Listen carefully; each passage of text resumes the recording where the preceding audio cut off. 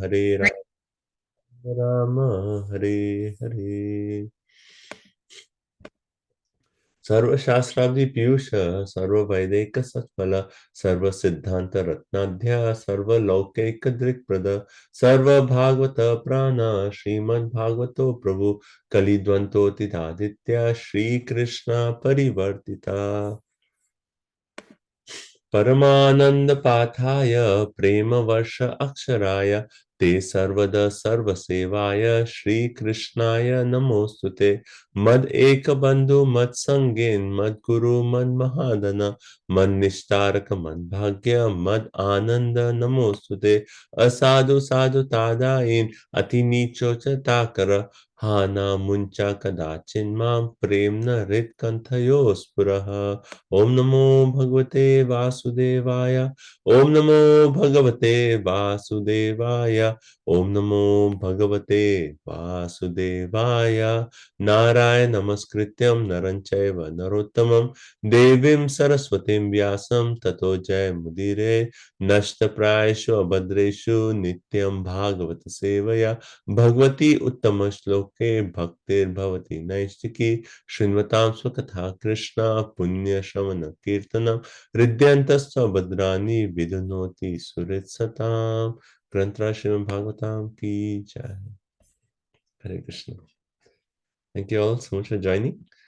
So we'll get started right away with all our presentations. I'm really eagerly looking forward to hearing from all of you today. So I will actually so just few practical points is I'm going to start a timer because Bhagavatam is so nectarian. Once you start, you don't want to stop. So just so that everyone gets a chance, especially those who are towards the later chapters of the Bhagavatam, we don't want that we come towards the end of the session and we don't have sufficient time for them. So I will be starting a timer, and I think you should be able to see it. Can everyone see a timer? Okay. So I'll start the timer. I will do it for 10 minutes. And if you need like one extra minute, that's fine, 11 minutes. But please try to wind up by 11 and 1 minute or 2 minutes. We just want to hear if anyone has any kind of comments over the presentation and you would like to share or a particular point is explained very nicely. Please share. Everyone, we need nice feedback. And also at the end of every presentation, please, I'm requesting everyone put some points in the chat from this chapter. What points stood out to you or what was explained nicely in this chapter? So that way we have messages on the chat, and that way everyone will be attentive while hearing, because you all are preparing, so your mind is focused on a particular chapter, and I don't want you to be like just focus on that chapter and not be attentive to the remaining chapters. So please take while you're hearing, put some notes on the chat box, and at the end of the presentation, at least like 2-3 of you want to hear any feedback that any point that was very nicely presented, or any feedback on the presentation, right? Or a question also. Okay. Any other and also, if you want to share your screen, let me know. I'll make you a co-host, and then you can share your screen for presentation. Any other practical questions or tips anyone any points anyone has?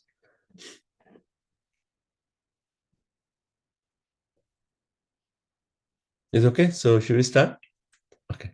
Okay, so we have first Karuna Mataji is going to start. She's going to do I put it in a Word document where it has some of the verses, so maybe we can share my screen so that the other devotees can see the text. So I make you the co-host, so you can share, and also okay. So you should be able to share your document now.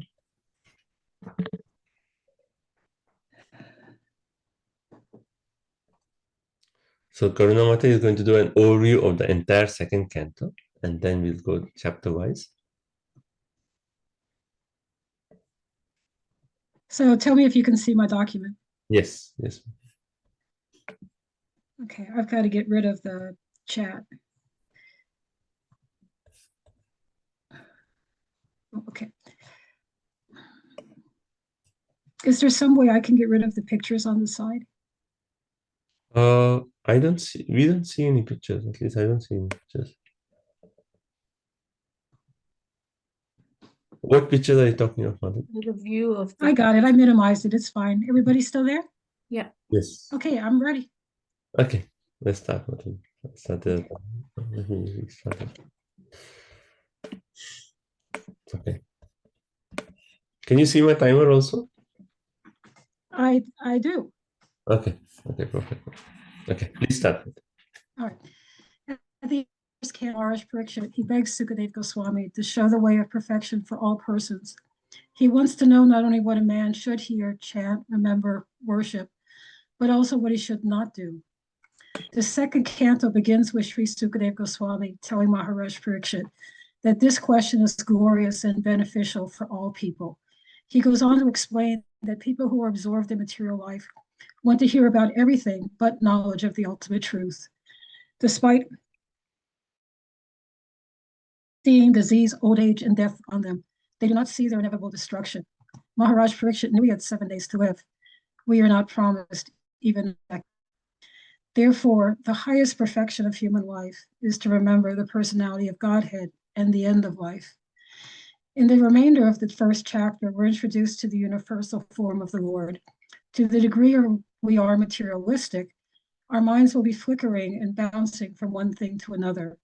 The neophyte or attached yogi is encouraged to concentrate his mind on this form. One can think of him in any manifestation of the material world: the forest, the hills, the ocean, the man, the animal. Each and every item of the material manifestation entails a part of the body of the genetic part. And thus, over time, we develop a gradual development of devotional service to the Lord. In chapter 2, we learn that while meditation on the universal form of the Lord can help us to remember our eternal relationship with God, it's only the first step. Krishna is seeing the Lord in the heart and meditating upon him. As the chapter ends, we're encouraged to see the personality of Godhead in every living being, along with the individual soul. In chapter 3, we learn that what a dying person should do is based on what they desire. Based on our desires, our goals, we worship different entities, be they demigods or the earth itself. However, if one wants to advance in spiritual knowledge, one should worship Lord Vishnu or his devotee. Before we can appreciate and understand the Lord's transcendental pastimes at Goloka Vrindavan, we must first understand the greatness of Lord Krishna. King Parikshit shows us by his personal example. He doesn't begin by asking to hear about the Lord's intimate pastimes, but first asks about his material creation.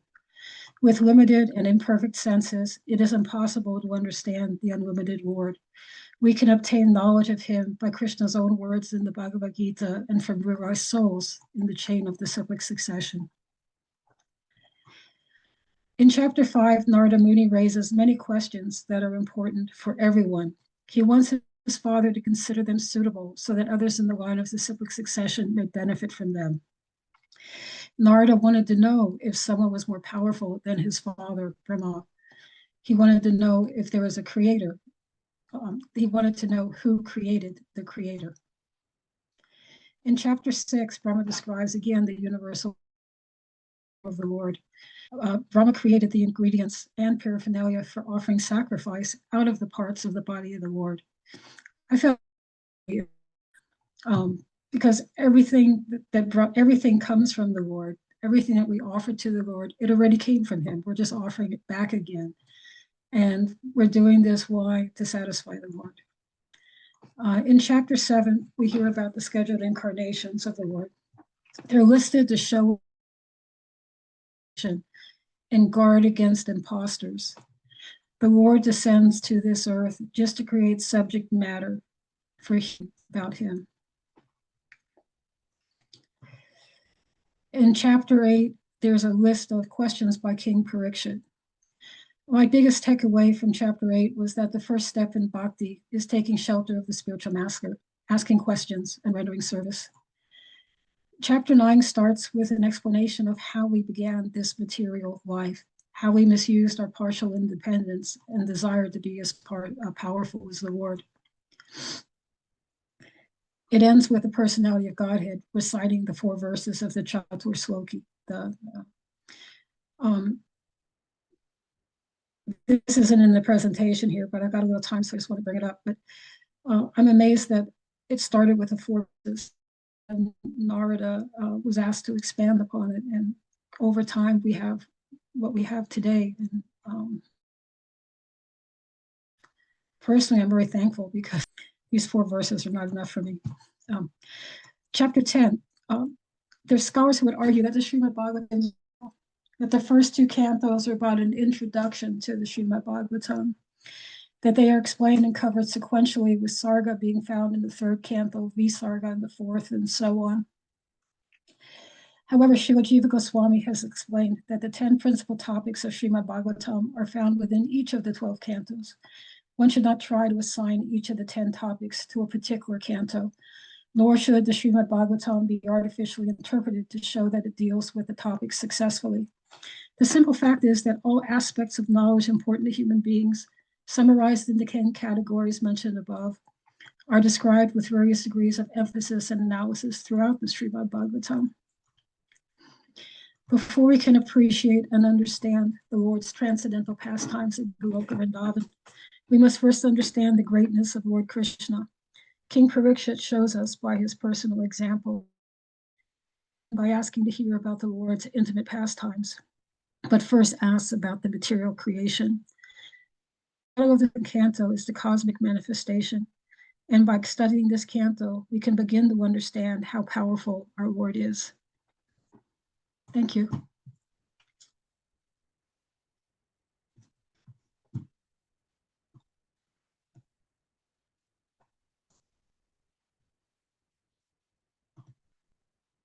That's it. Thank you. Thank you so much for the whole overview of the 2nd canto. Does anyone, like, I had 2 points, I put it on the chat, like, that stood out to me.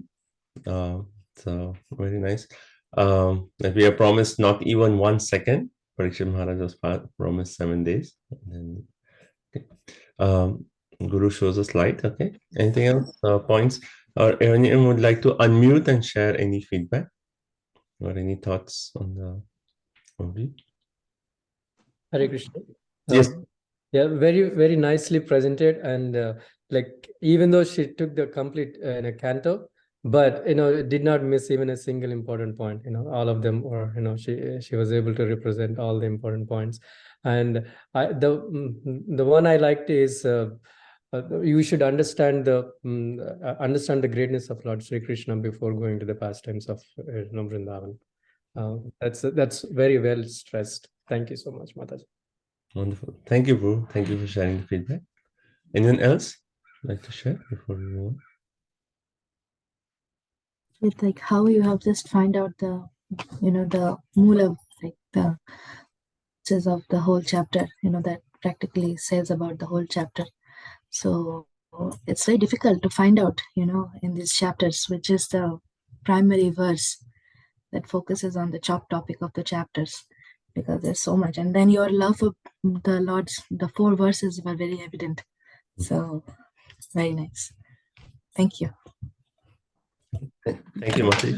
Share your documents so that we can relish Bhagavatam. It's just 10 minutes, the Jabri of the entire 2nd canto. Thank you so much. Okay, so let's proceed. So yeah, it's devotee is asking if you will be willing to share the Word document.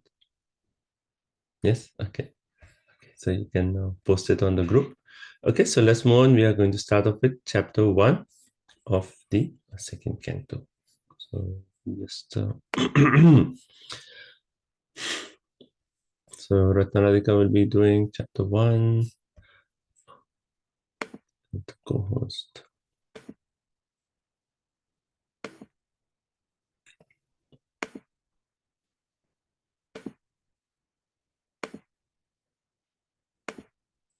Okay, Ratnaradika, your co-host now.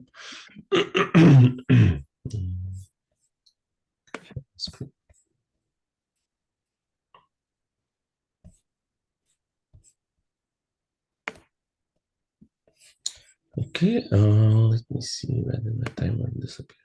Okay, let's start. Okay, please start. Mama Gyanatimmirandasya Gyananjana-shalakaya Chakshurum-militam Yena Tasmai Shri-Gurave Namaha. So chapter 1 of Canto 2 is called The First Step in God Realization. So at the end of Canto 1, Parikshit Maharaj asked 2 questions of Sukadeva Goswami. He asked, what is the ultimate duty of every person, especially one who is about to die? And what should one hear, chant, remember, and what should he not do? So, and Shukadeva Goswami immediately starts answering the questions of Parikshit Maharaj. He didn't first offer, prayers as usual. And the reason is that he saw in the audience there's a wide variety of people. So first he wanted to establish that Krishna is the Supreme Personality of Godhead through these first few chapters. And then in the 4th chapter, he offers his prayers to the Lord. So the first thing Shukadeva Goswami does is he glorifies the question. He says, what wonderful questions you asked. This kind of questions is beneficial for all kinds of people, and it's approved by the transcendentalists. And the answer to this question is a supreme subject matter for hearing. Then he answers the first question, one of the questions, which is what should he hear, chant, remember, what should he not do? And he starts with what we shouldn't do. And he talks about the Grihamedi's life. So a Grihamedi is one who is blind to the ultimate truth. And he has thousands of things to hear and chant about, but they're not related to Krishna. He passes his night in sex life or sleeping, his day in making money and maintaining the family. And he develops a great faith in the fallible soldiers. He doesn't see that, sorry.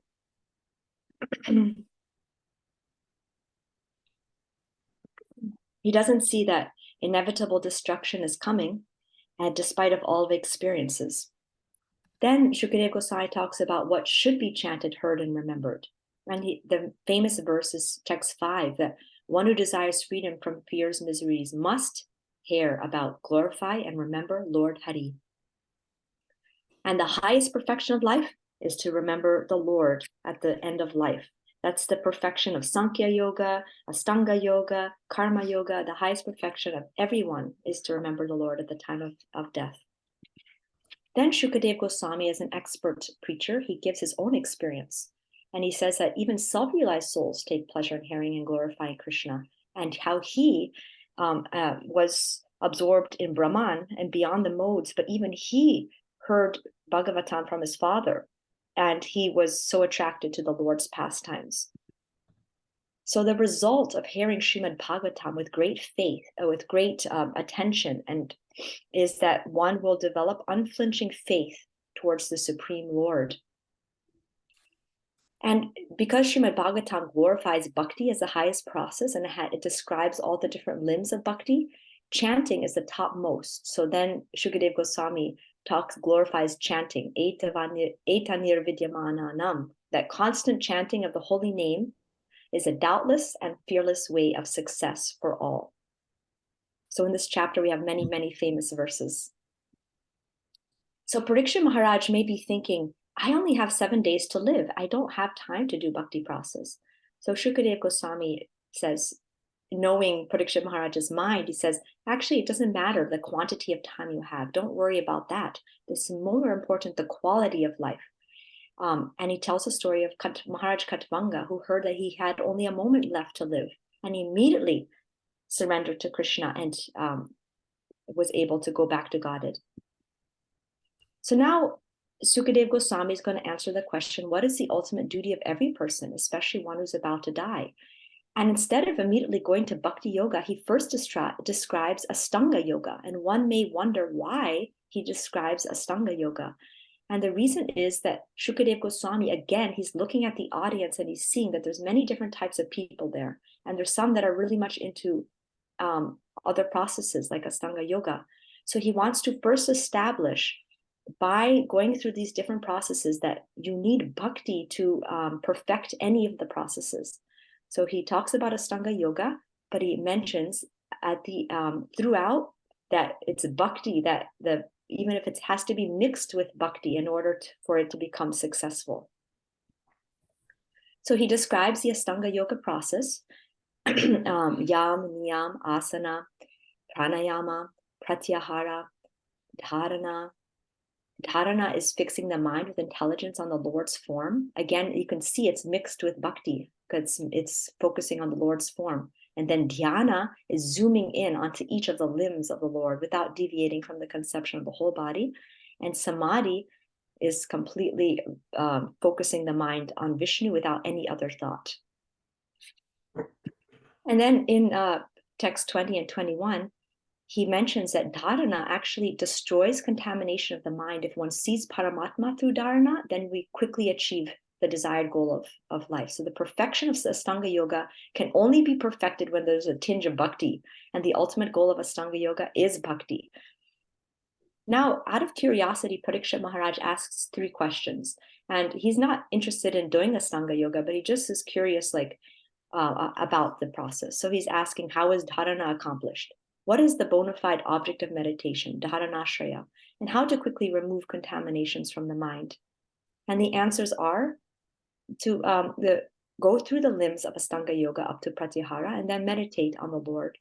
And that the bona fide object of meditation for the neophyte attached yogi is to focus on the Virat Purusha. Of course, for the advanced yogi, it's to meditate on Paramatma. And how to quickly remove the contaminations from the mind? By the process of dharana.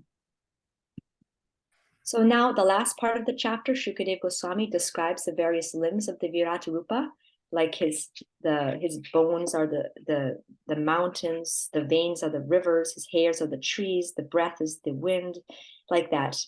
And he goes through all of the whole Virat Rupa. And the whole point is that when we look at the world around us, we see everything as the energy of the Supreme. So meditating on the Virat Rupa actually purifies the neophyte so that they see everything in relationship to the Lord, even though it's indirect. And finally, to end the chapter, Shukadeva Goswami says, thus I have described the Virat Rupa, which is the bona fide dharanashraya for the neophyte or attached yogi. So 2 famous verses from this chapter, Tasmad Bharata Sarvatma, Bhagavan Ishvaro Hari, Shrotavya Kirtatavyascha, Smartavyascha, Chetabayam, that one who desires to be free from all miseries must hear about, glorify, and also remember the personality of Godhead, who is the super soul, the controller and savior of all miseries, and how the perfection of all processes is to remember the Lord at the time of death.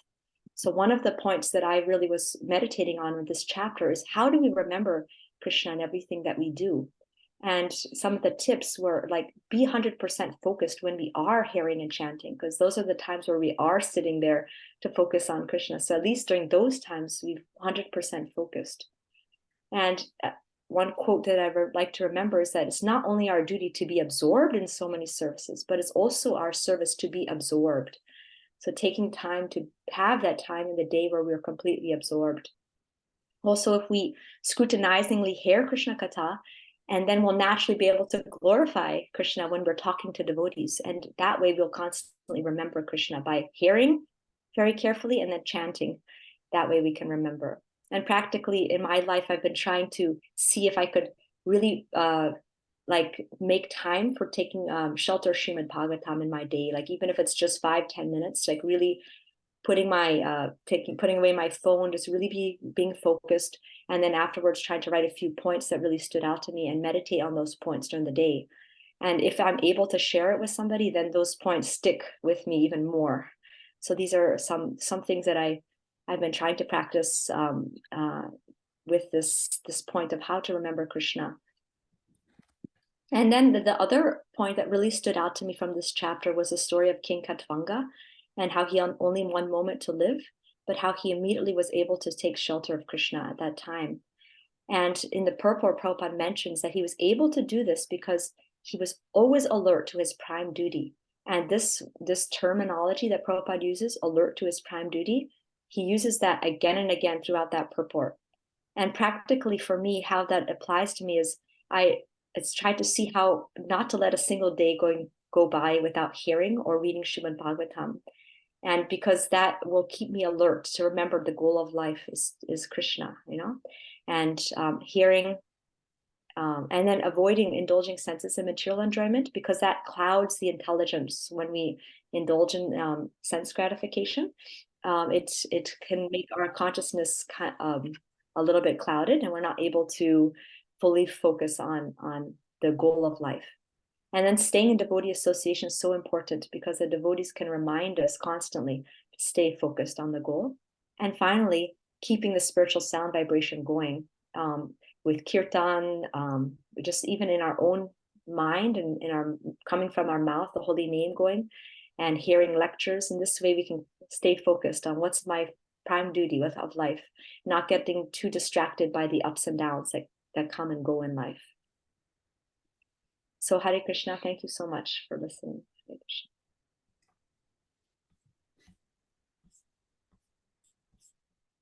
Wonderful presentation, Mataji. I like the point about the quality more than the quantity. So thank you very much. Thank you, Prabhu. Anyone else would like to give feedback? Hare Krishna Mataji, very nice presentation. I really like the point that you said that we read Srimad Bhagavatam every day, just keep the phone aside and then reflect what we read on it and how we can apply it. And also when we share with others what we have read, then that really goes in. Thank you so much. Wonderful. Thank you. Shamaji, as always, I was looking forward to your presentation. I was very happy that you have put that the bhakti is the highest aspect, in about all the chapters, being he's explaining Ashtanga Yoga, he's explaining Virat Purusha, concluding with glorifying, chanting, hearing, so being alert all the time. Prabhupada's purport, yes. Thank you. Hare Krishna Mataji, I really like the point that you will make a note after hearing and chanting, and you try to meditate on that whole day. So those points will be stood out whenever you're trying to share to others. I really like that point. Very nice presentation. Thank you. Hare Krishna. Very nice presentation, Mataji. But your slides were very nice, like, simple, yet, very nice point presented. The color that you chose, like, made me remember the words that, Rakta Gaura Kalayavara in Chananda's name. So, yeah, thank you. Hare Krishna Mataji, very nice presentation, very well organized and managed efficiently with the time.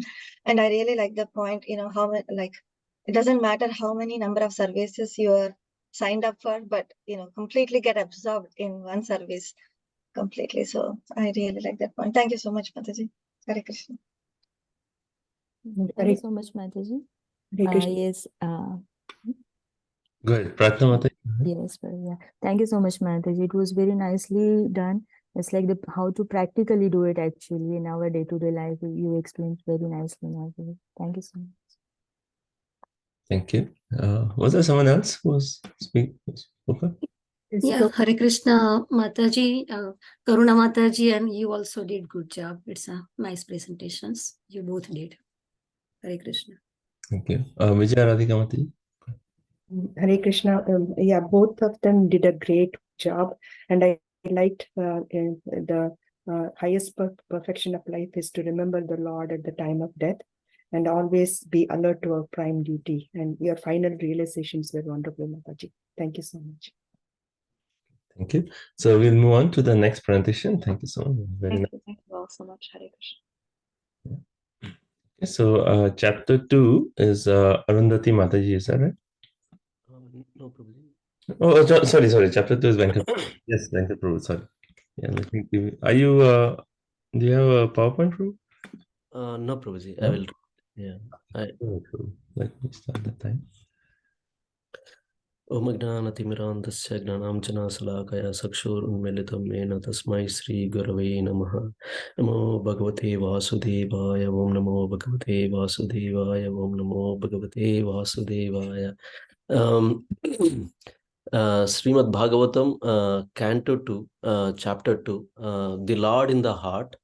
Part of this chapter, Sri Sukadeva Goswami teaches to Parikshit Maharaj on how to meditate the Lord in the heart. Part of chapter 1, Sri Sruka spoke on how to meditate on Virata Rupa of the Lord and results Brahma got from that.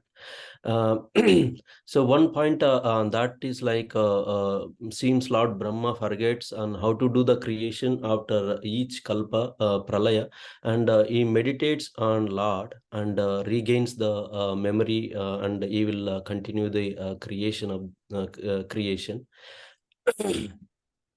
So part of this chapter, so we will discuss like how Sri Sukha continues the how to meditate on Lord in the heart.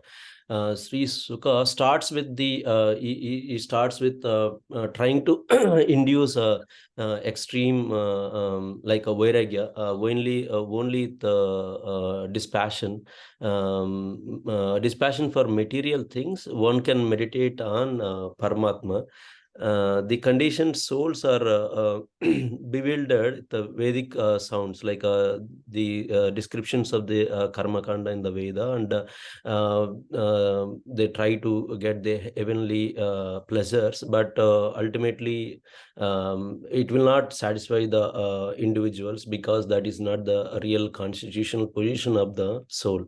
So one point on that is like whatever the hard labor we spend when it is not connected to Krishna, it's srama eva kevalam. It's a simply waste of time. So the intelligent man will get the material things only as much as needed to maintain his material body, and focus his full energy on the service of the Lord. Yeah. So Sri Sukha continues like the mother nature is such that it provides all the needs of the living beings. Why to strive so much? Couple of text on that, like when there are ample earthly plats to lie on, what is the necessity of cots and beds? When one can use his own arms, what is the necessity of a pillow? When one can use the palms of his hands, what is the necessity of varieties of utensils? When there is ample covering or the skins of trees, what is the necessity of clothing? Yeah, like that he tried to induce the vairagya in Parikshit Maharaj. So so he says like we must fix our mind on super soul and render service unto him, and make him our goal of life, and by worshipping him one can end the cause of the conditioned state of existence. So as Mataji said, Ratna Radhika Mataji said, like the elevated devotees conceive the Lord residing within the body in the region of the heart, and measuring only 8 inches, with 4 hands carrying a lotus, a wheel of a chariot, and a console and a club. So the devotees focus on him in the heart. His mouth expresses his happiness, his eyes spread like the petals of lotus, and his garments yellow is like the saffron of kadamba flower. His ornaments are all made of gold. On his chest is the Kaustubha jewel engraved with a beautiful carp, and there are other jewels. His shoulders, his complete body is garlanded with the fresh flowers. And the devotees will continue to meditate on other parts, like his leglets, his bangles, his oiled hair, his curly hair falling on his beautiful face, and his beautiful smiling face are very pleasing to the devotees. The Lord conveys his blessings by his beautiful smiling face and by the movement of his eyebrows. One must therefore concentrate on this transcendental form of the Lord as long as the mind can be fixed on him by meditation. We must try to fix our mind on each and every part of the Lord. The process of meditation should begin from the lotus feet of the Lord and progress to towards his smiling face. The meditation should be concentrated upon the lotus feet, then the calves, then the thighs, and in this way, higher and higher, the more the mind becomes fixed upon different parts of limbs, one after the another, the more intelligence becomes purified. So continuation, like a pure devotee who is in absolute harmony with the Lord does not create perplexities, but worship the lotus feet of the Lord at every moment. He also discuss two ways of mukti, like sadhya mukti and krama mukti. In the first category, like the meditative devotee should slowly push up the life air from the navel to the heart, and from there to the chest, and from there to the root of the palate. He should search out the proper places with intelligence. Thereafter, the bhakti yogi should push the life air between the eyebrows, and then blocking the 7 outlets of life air, he should maintain his aim for going back to Godhead. Like this, he will continue the meditation, and he leave the body and reach to Supreme. So the next one is the krama mukti.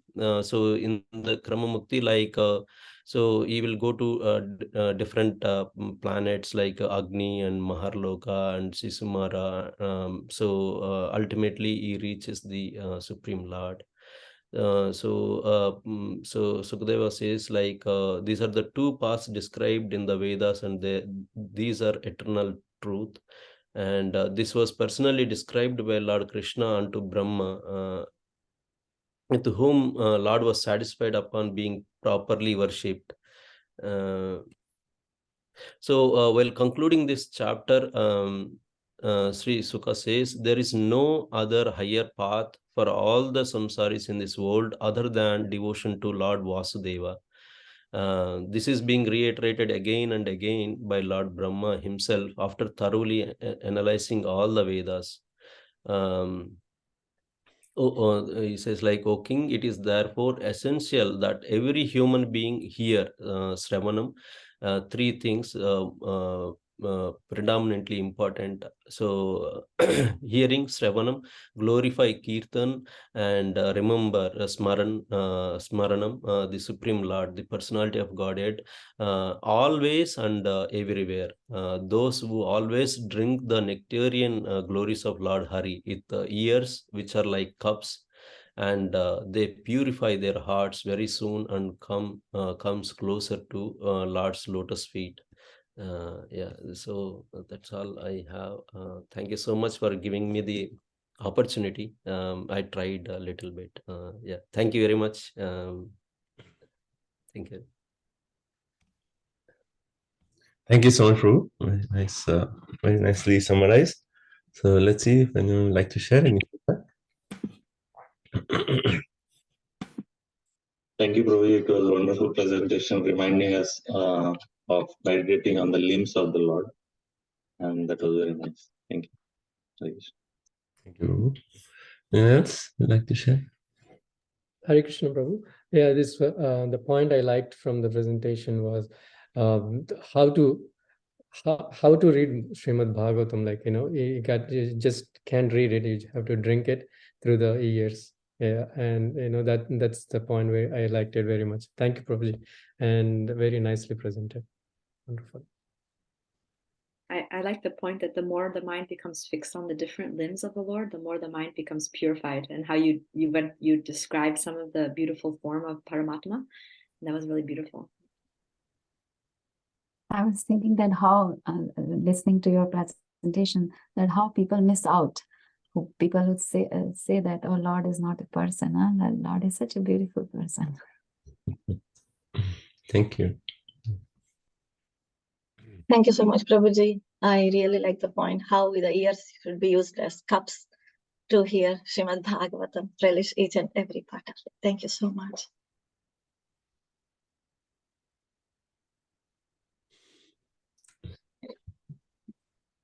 Okay, so thank you all so much for sharing your feedback, and thank you, Venkat Prabhu. Very nice presentation. And again, you see, even in second chapter, again towards the end of the chapter, again Sukadeva Goswami is bringing up the essential point of hearing, chanting, and remembering. Tasmat Sarvatma Raja Hari Sarvatra Sarvata. Everywhere, always, we have to just hear, chant, and remember the Supreme Personality of God. Thank you. So let's move on. So now we'll go to Arundhati Mataji, chapter 3. Do you have a PowerPoint, Mati? Hare Krishna Prabhuji, yes. Yes. Okay.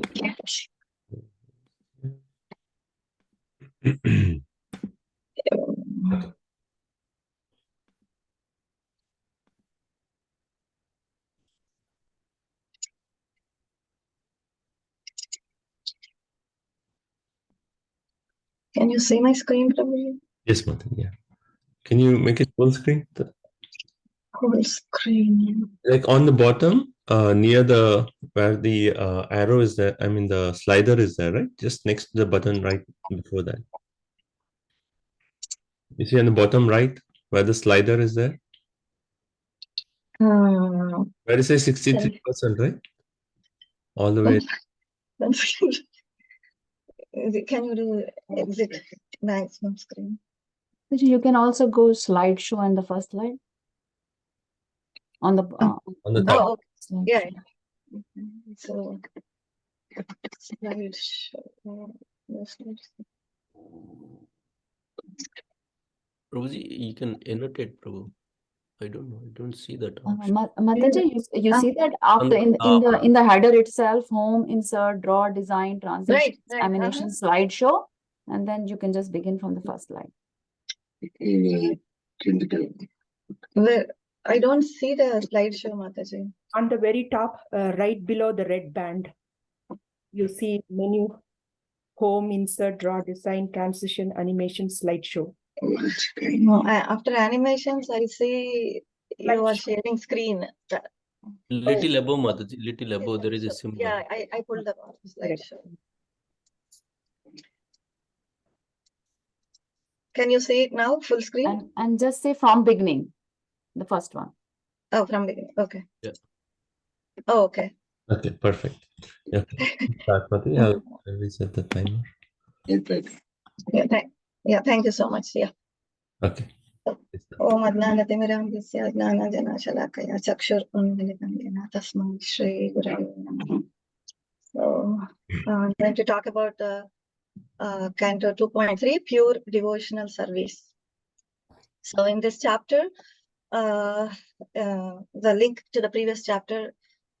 So as the Venkat Prabhu was explaining, Parikshit Maharaj asked the question about the duty of and activity of a dying man to Sukadeva Goswami, and Sukadeva Goswami explains the paths of direct mukti and krama mukti, and also the path taken by the intelligent person.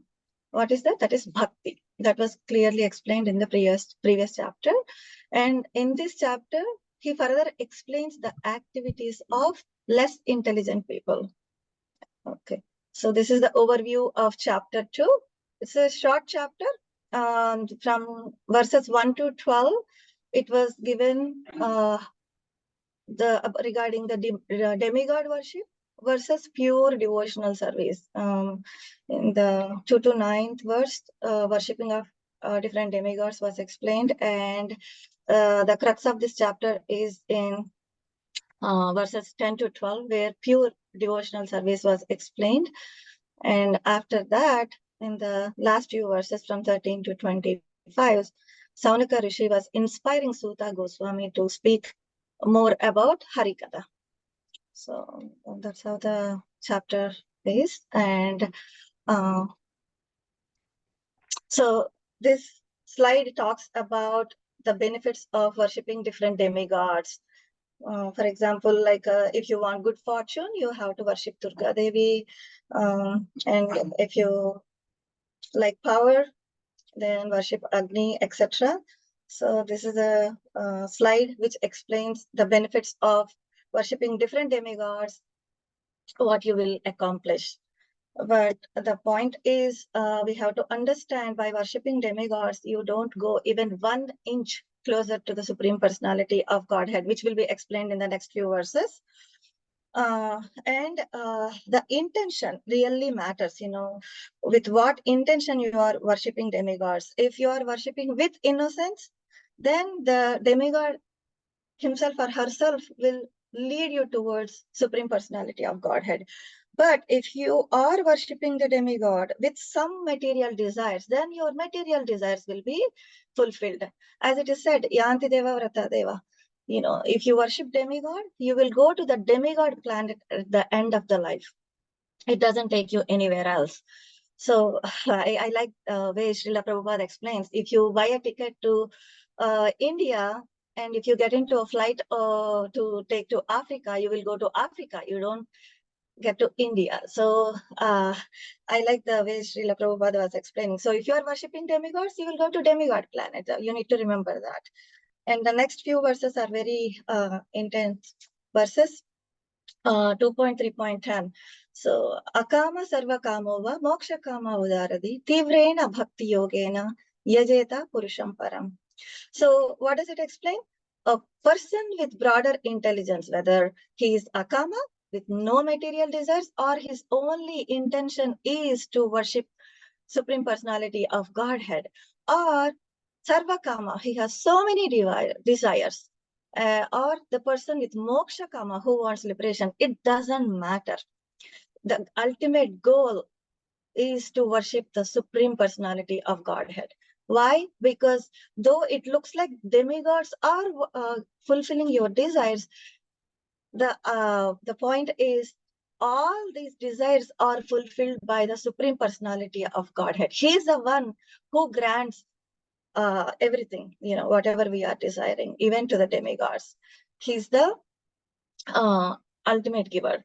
So we have to remember that. So will the demigod worshipper naturally graduate to Tivra Bhakti? No. The answer is no. Okay. When will it happen? That is explained in the next verse. So in the 11th verse, it is explained, though you are worshipping all demigods, it will lead to the worshipping of the Lord if you come in contact with a pure devotee. So they will attain, even though they are worshipping multiple demigods, if they come in contact with the association of the pure devotee, then only they will get spontaneous attraction towards the lotus feet of Krishna. And the next verse, so by doing Bhagavata Sangha, that is devotee association, what happens? You get transcendental knowledge. By accomplishing transcendental knowledge, by achieving transcendental knowledge, 4 things will be attained. What is that? Complete suspension from the 3 modes of material nature, self-satisfaction, and it frees you from the material attachment. So accomplishing all these, you are in the divine path, and it is approved by the authorities. That leads to Bhakti Yoga. You will stay in the path of Bhakti.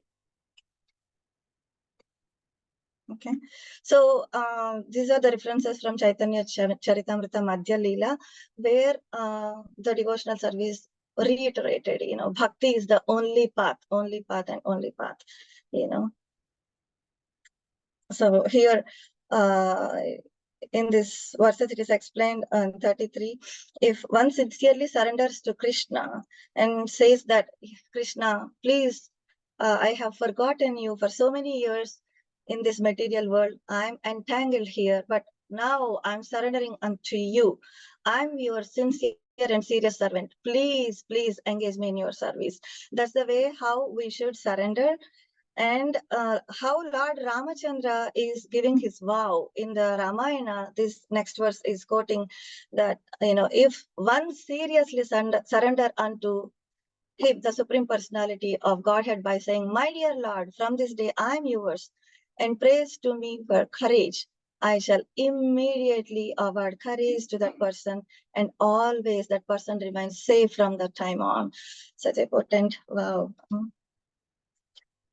So these are the verses, and this 22.36 explains the same thing, Akama Sarva Kamova, that is again reiterated in Chaitanya Charitamrita Madhya Leela. And here, this is the point I want to reiterate. Krishna says, if one engages in his transcendental loving service, but at the same time, he is looking for material enjoyment, that means he's a fool.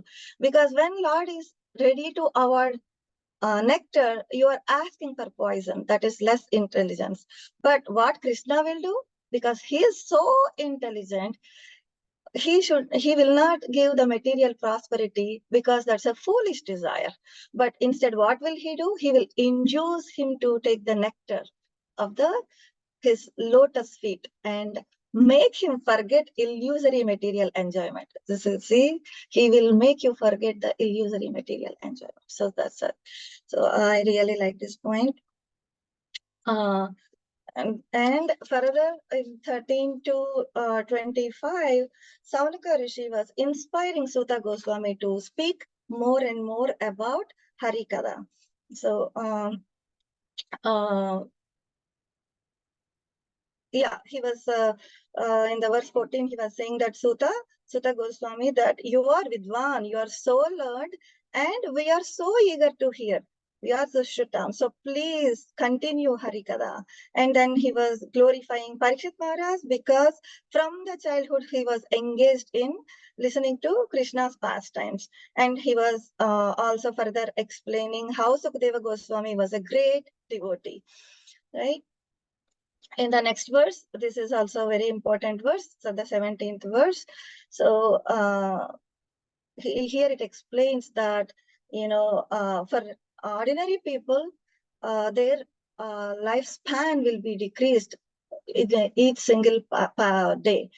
But when one utilizes the time, their devotees, by discussing the topics of Harikatha, then their ayush or the lifespan will not be decreased. So the point is, time given to a pure devotee perfectly guarantees for the eternal life. So we all should engage in Harikatha. And it doesn't matter how long one lives, it really doesn't matter. Because if they are not engaging in Harikatha, it doesn't matter. You are not going anywhere. You will get entangled in this material world, life after life. So, and the human form of life is really meant to hear Harikatha. And the last few chapters, okay.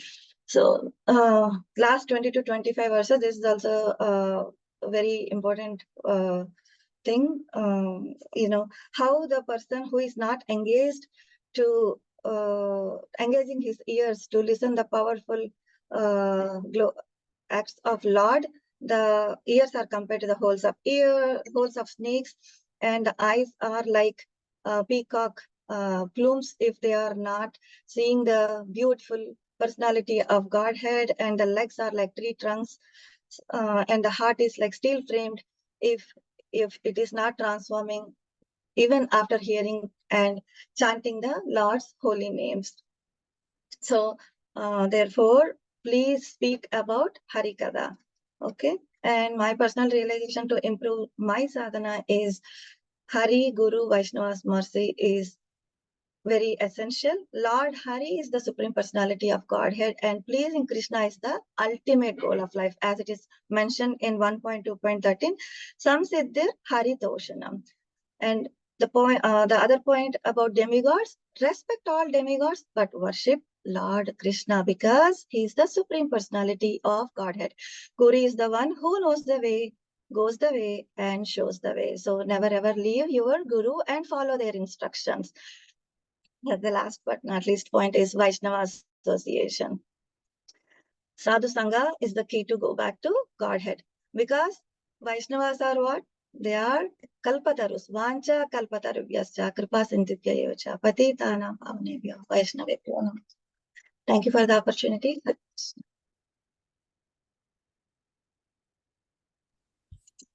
Okay, thank you so much, Mataji, for the wonderful presentation. You can stop sharing your screen.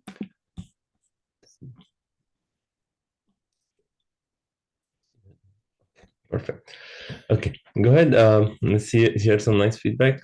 Very nice presentation. Always engage in Harikatha in the association of devotees. Always. Okay. Heartfelt presentation, Mataji. It's quite. I think I understood that you have put a lot of your heart in trying to put this forward, because this has been a very loveful presentation. Thank you. Thank you. Especially the references from CC, the best. I was just going to mention that, like how you from the Bhagavatam, you took it to that very beautiful verses from Chaitanya Charitamrita. That was very nice how you quoted the powerful verses from CC. When you started off by saying, by showing us that how we can get a good bank balance, and then you convince us that we have something better than that, serving Lord Shri Krishna. Thank you. And yeah, I see some feedback on the chat box also. Very nice. Anyone else like to share anything? Yeah, thank you for sharing that slide about all the benefits of worshipping the demigods and quickly transitioning into a Kama Sarva Kama. So yeah, that was a good reminder for us. Not focus on your big list of slides, but focus on the Kama Sarva. Okay, very nice. I like how you ended with your personal takeaways from the chapter and how Vaishnava association is so important, the key to going back to Godhead. That was like something you stressed throughout your presentation, and I feel like that's really important. Thank you. Thank you. Yeah, it's Thank a you to nice my Guru Aditya presentation. Narayan Prabhuji. He's the Yeah, one so who was directing. Thank you, Prabhuji. Without you, I don't know. Hare Krishna. Hare Krishna Mataji, yeah, it's with reference CC and the personal also you mentioned the last slide, but everything is good. Thank you. Hare Krishna. Hare Krishna Mataji, a very nice presentation. I like the point where, even though we foolishly ask many things, Krishna is not foolish, but he directs us to the right path, just like a father. Yeah, thank you so much. Very nice references, and throughout your presentation, as everybody stressed, we see how bhakti is the highest, and the difference between going to demigods and Lord Sri Krishna. Okay. Thanks so much. Thank you. Okay, so we'll move on to the next. Sri Radhe Mataji is going to again come back, and it's nice to have the repetition and coming back and hearing what was the key in the first 3 chapters of the second canto. And I'm very grateful to devotees like Sri Radhe Mataji is going through all the health challenges, and still she actually made a PowerPoint presentation, and she's here to share the nectar with all of us. So thank you so much, Mataji. Very grateful. I'll just share the presentation. Just give me a minute.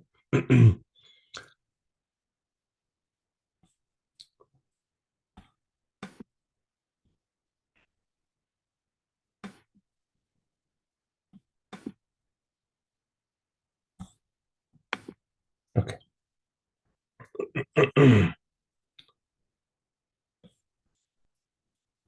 Hare Krishna. As Prabhu will be pulling the presentation, I just want to say my thank yous. So to Srila Gurudev and Srila Prabhupada Ki Jai, and my Guru Aditya Narayan Prabhu Ki Jai, is inspiring us all to take the shelter of Srimad Bhagavatam. So I have a very quick slide. I was conserving my words to only my presentations. Just forgive me for not sharing my thoughts about all your presentations. They are wonderful, and please do share to all of us. So that will help us. So my presentation is really quick. I know this is covered very well in the first 3 chapters, overviews that we have seen. My goal was to bring out what was the essence of, Sukadeva Goswami's message in answering the questions to Parikshit Maharaj. So that's the essence. So you'll see a lot of repetition, but I think it's a good reminder and reinforcement for all of us. Moving on. So like all of you were talking about how it all started, right? Context is Parikshit Maharaj asking those important questions. What is very specific for the person is about to die? What is duty, the prime duty of the person in all circumstances, as well as also when somebody is about to die. And then that question is so valuable, and Sukadeva Goswami actually does not start answering, but he really praises that question that Parikshit Maharaj asked, Variyane Shute Prashna. Because why is this so wonderful? Because it's lokahitam, right? It's important for and good for all the people in all the worlds. And it's also approved by Atmavit Sammataha. The transcendentalists also approved that topic, and it's very important for all of us to hear that subject matter. So that is the context, and how he proves out coming into all the next three chapters, first three chapters of the second canto, how bhakti is so important. So again, what is the doubtless and fearless way for all of us, all the people? I'll be going a little bit into the verse. I know most of these were touched because these are important verses. Etam nirvidyamananam ichchatam akuto bhayam yoginam rupanirnetam harer namani kirtanam. So what is our way is the Hare Namani Kirtanam, chanting and glorifying the Krishna's name in Hari, right? It can be persons who are full of, full of material desires, or ichchatam, no desires, or they are fearless, but yogis, or who have already attained the, transcendentalism, or, but for them, what is really decided for everyone is, really doing the Harinama Kirtana. Without that, there's no way. So that is a final, doubtless, and fearless way for all people. Moving on. And also he brings out what is the highest perfection for all of our lives, and what matters and what doesn't matter, right? Again, this sloka is important, already touched, but I want to spend a little bit time on this. Etavan Sankhya Yoga Bhyam Swadharma Parinishtaya Janmalabha Para Pumsam Ante Narayana Sprutihi. Nothing else matters. If all the knowledge we have, the Sankhya Yoga, the knowledge about the matter and in the spirit, or any kind of mystic yoga, or if we are just doing our swadharma or performing our occupational duties, if those do not lead us to remembering Krishna or Narayana at the end of our life, they're useless. So that is the ultimate perfection of our life, to remember. Thank you. So the next one is how Sukadeva Goswami is establishing Bhakti Yoga as the prime, right? Is the highest. I have the picture of Srila Prabhupada here because how much he reiterated in every purport of every verse in Bhagavad Gita or Bhagavatam or any other book we see that Bhakti Yoga is the only way. Even though he was, describing a certain yoga, but he would end the purport with saying, Bhakti Yoga is the highest. So he's drilled that into our heads. And I thought, I have to remember and give my obeisance to Srila Prabhupada for that. And so we have, in this life itself, can achieve that highest perfection by just following Srila Prabhupada. That's possible. That's what he was showing. So, but the word, how Sukadeva Goswami is leading us to that is basically, don't focus on the language, the flowery language of the Vedas. They could mislead us, right? To aspire for the, the enjoyment in Swargaloka, but then there's no real enjoyment there, right? So Sabda Syahi Brahmana Esha Panta. The Panta, it's not the way to reach God. The real way is to follow Hari footsteps of Hari and Guru. And also he focuses on demigod worship. Mataji already said, Arundhati Presi Mataji mentioned about how demigod worship can be, good, but really demigod worship can give us what we need immediately, maybe, but not really take us even one step closer to Krishna. So she already quoted this verse, but I really love this as well. And it's a very good verse for preaching, right? And all of us have desires. Akama, if you don't have a desire, or sarva kama, you are full of desires. Moksha kama, you are desiring a liberation. all of you can still go to Krishna, but what should be the more tivrena bhakti yoga, intense bhakti should be there, and that is of whom? The Purusham Param, so the Supreme Personality of Godhead. That's who we need to take shelter of, and that is what will take us to our final exam. And also the Bhagavad Sangha was mentioned before too, but demigod worshippers here talks about they can attain highest perfectional benediction. They may be busy all their life doing demigod worship, but if they come in contact with the association of the pure Bhagavata or devotees of the Lord, they have a chance too to attain that perfectional benediction. So like most of us, my case, all my life, the first half of my life, we were doing all demigod worship. But the grace of the devotees in my life brought me to Krishna and Srila Prabhupada, and I'm so grateful for that. So that Bhagavata Sangha is reiterated in our society is so important as well.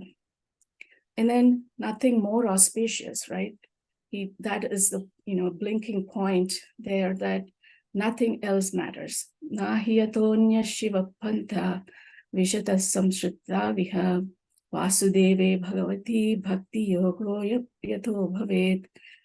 So again, no other path is as auspicious as the Bhakti Yoga, because taking up Bhakti Yoga and reaching out to Vasudeva, our Sri Krishna Lord, that is the only way. Nothing else is auspicious. So Vedas or anything else doesn't matter. So that is the prime message in the Bhakti Yoga, in establishing Bhakti Yoga as the very highest path. Next.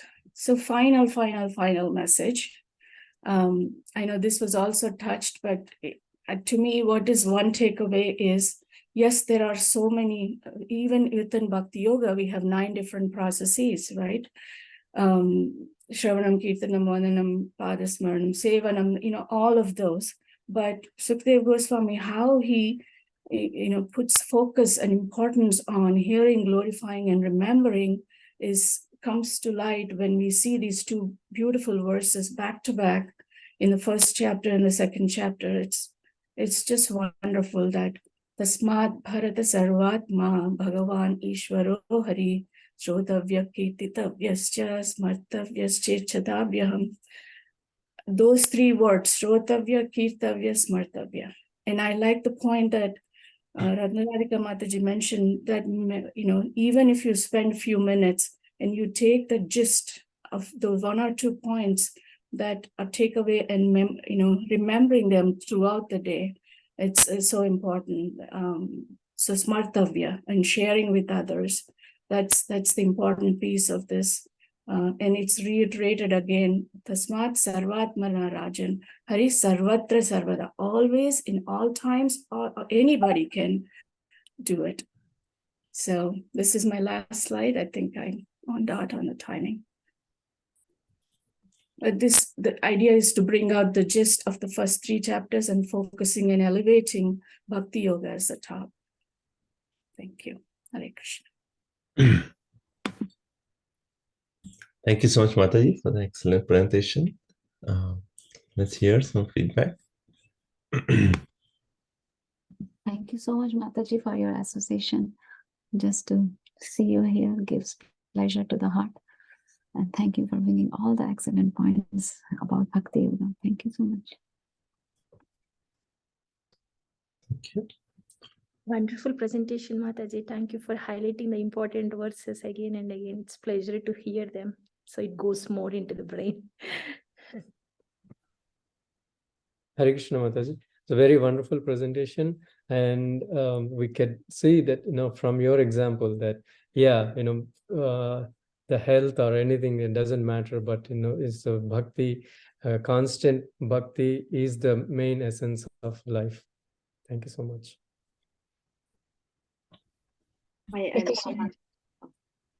Go ahead.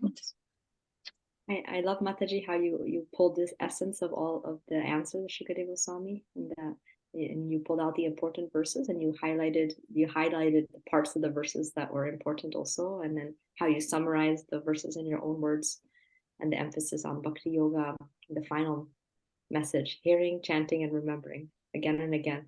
Thank you so much. Arundhati Mati, right? Hare Krishna Mataji. Very great narration, summarization of these three chapters. And I like the point, like, again, you are reiterating Bhakti Yoga is the highest. Anke Narayana Smriti. That's the final exam. So never ever forget Krishna. Always remember Krishna. Thank you, Mata. Hare Krishna. Thank you. Hare Krishna Mataji. A beautiful presentation. All the presentations are so wonderful. And the one point is like how Srila Prabhupada stresses in every text. He says like Bhakti Yoga is the highest, and yeah, come to that platform. Thank you. Thanks. Hare Krishna Mataji. Yeah, thank you so much for saying that the Bhagavatam is all auspicious to read Bhagavatam, take the assistant of Bhagavatam, and again reminding like who is the right crowd for hearing Bhagavatam. It's like it said, like who wants to be a devotee of the Lord, and then the person who is about to die, and then Prabhupada mentioned like everyone is going to die. So then everyone is the right candidate for hearing Bhagavatam. Thank you for reminding me. Thank you so much. Thank you. Okay, so thank you so much for everyone for the feedback, and thank you so much, Mataji. We know you're going through health challenges, and in spite of that, you came and you did this beautiful presentation. We're very grateful to you, and we are praying that you recover very soon, and again we can serve with you. So thank you so much. Please take rest and recover soon. Thank you. And please, everyone, I hope everyone is following up with the chat box. There are so many nice comments.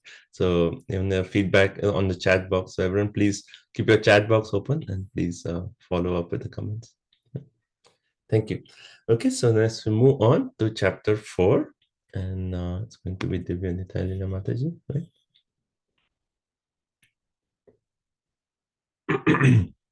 Prabhu, I'm having some problem with my laptop just got hanged. So maybe the 5th chapter can go ahead, and in the meanwhile I can try, Prabhu. We'd like to keep the flow, Mataji. Yeah. Then give me. Is it possible like you can take a break for like 2 minutes? Okay, let's take a quick break. So this will be our break for this session. So we'll take the like 3 minutes break, 3-4 minutes, and then you can come back and we'll continue. Okay. In the meanwhile, if someone has not seen the trailer in the group, they can say it. It's going to be a wonderful presentation from Devanita Mataji. Keep quiet. The trailer appeared and then it disappeared to increase our curiosity.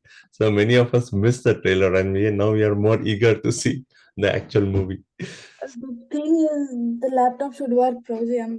Please pray. Yes. Okay. Okay, so let's take the break and then please come back in 3-4 minutes, and hopefully by the time Mataji's laptop will be back on.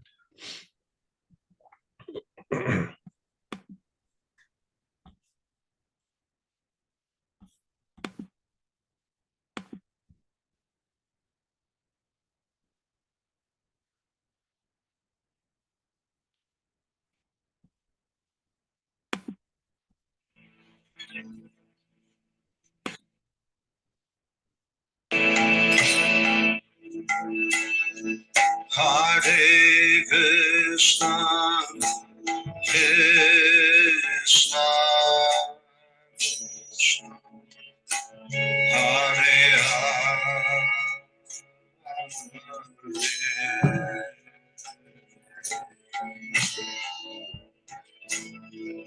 Hare Rama, Hare Rama, Rama Hare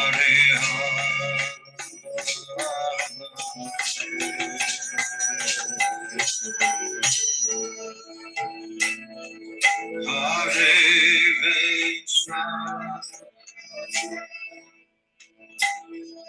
Hare Krishna,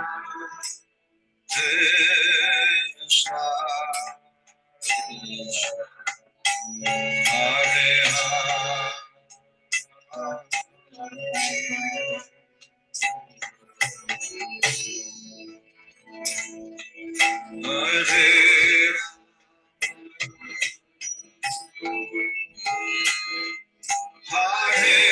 Rama,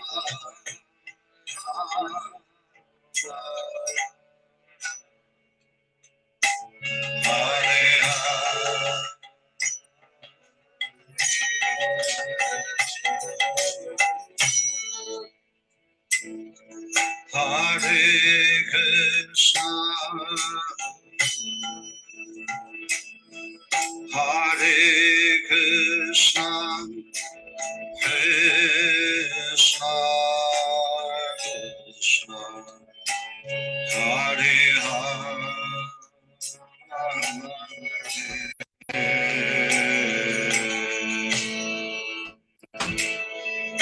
Hare Rama, Hare Rama,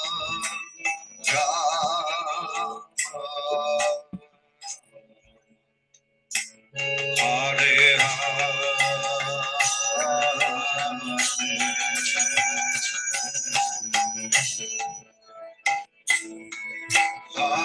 Hare Krishna, Hare Krishna, Krishna Krishna,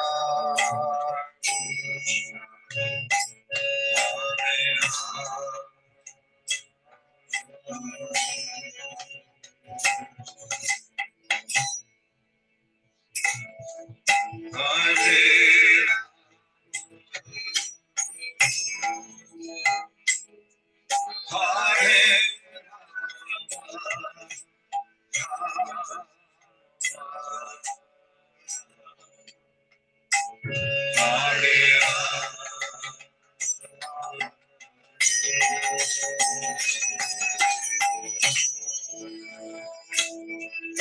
Hare Krishna, Hare Krishna, Krishna Krishna, Hare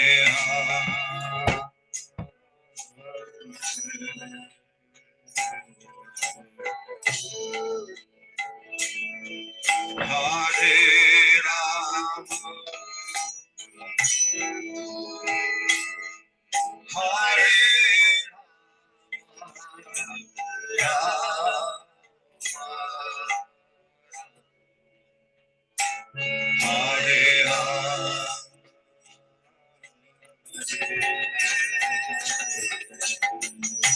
Everybody a little louder. Hare Krishna, Hare Krishna, Krishna Krishna, Hare Rama,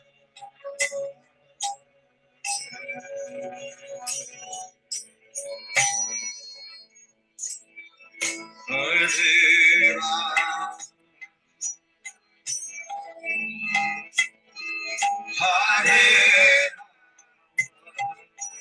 Rama,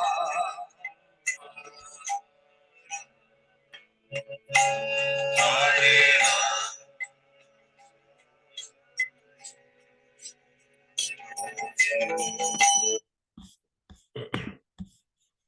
Hare Krishna.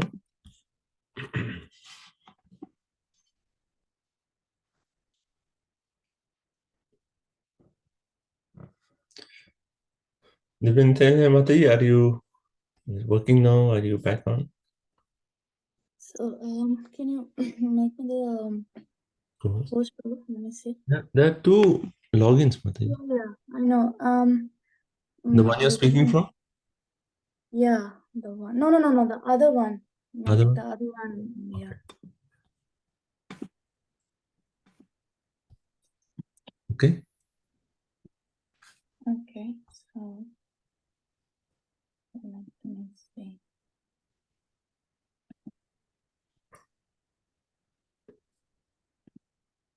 Can you see my screen, bro? Yes, Mataji. Yeah. Okay. Okay. So can you start? I hope.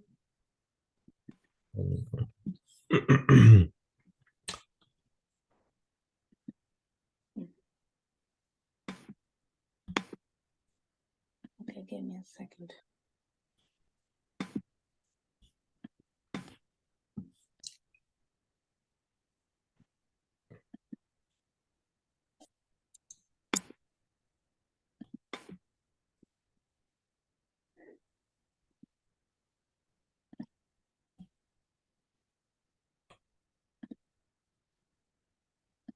Okay, can you see the screen, bro?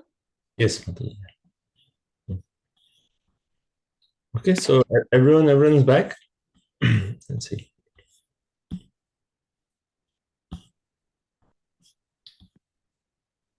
One more, Mataji. Is everyone back? Hare Krishna. Let's see everyone back.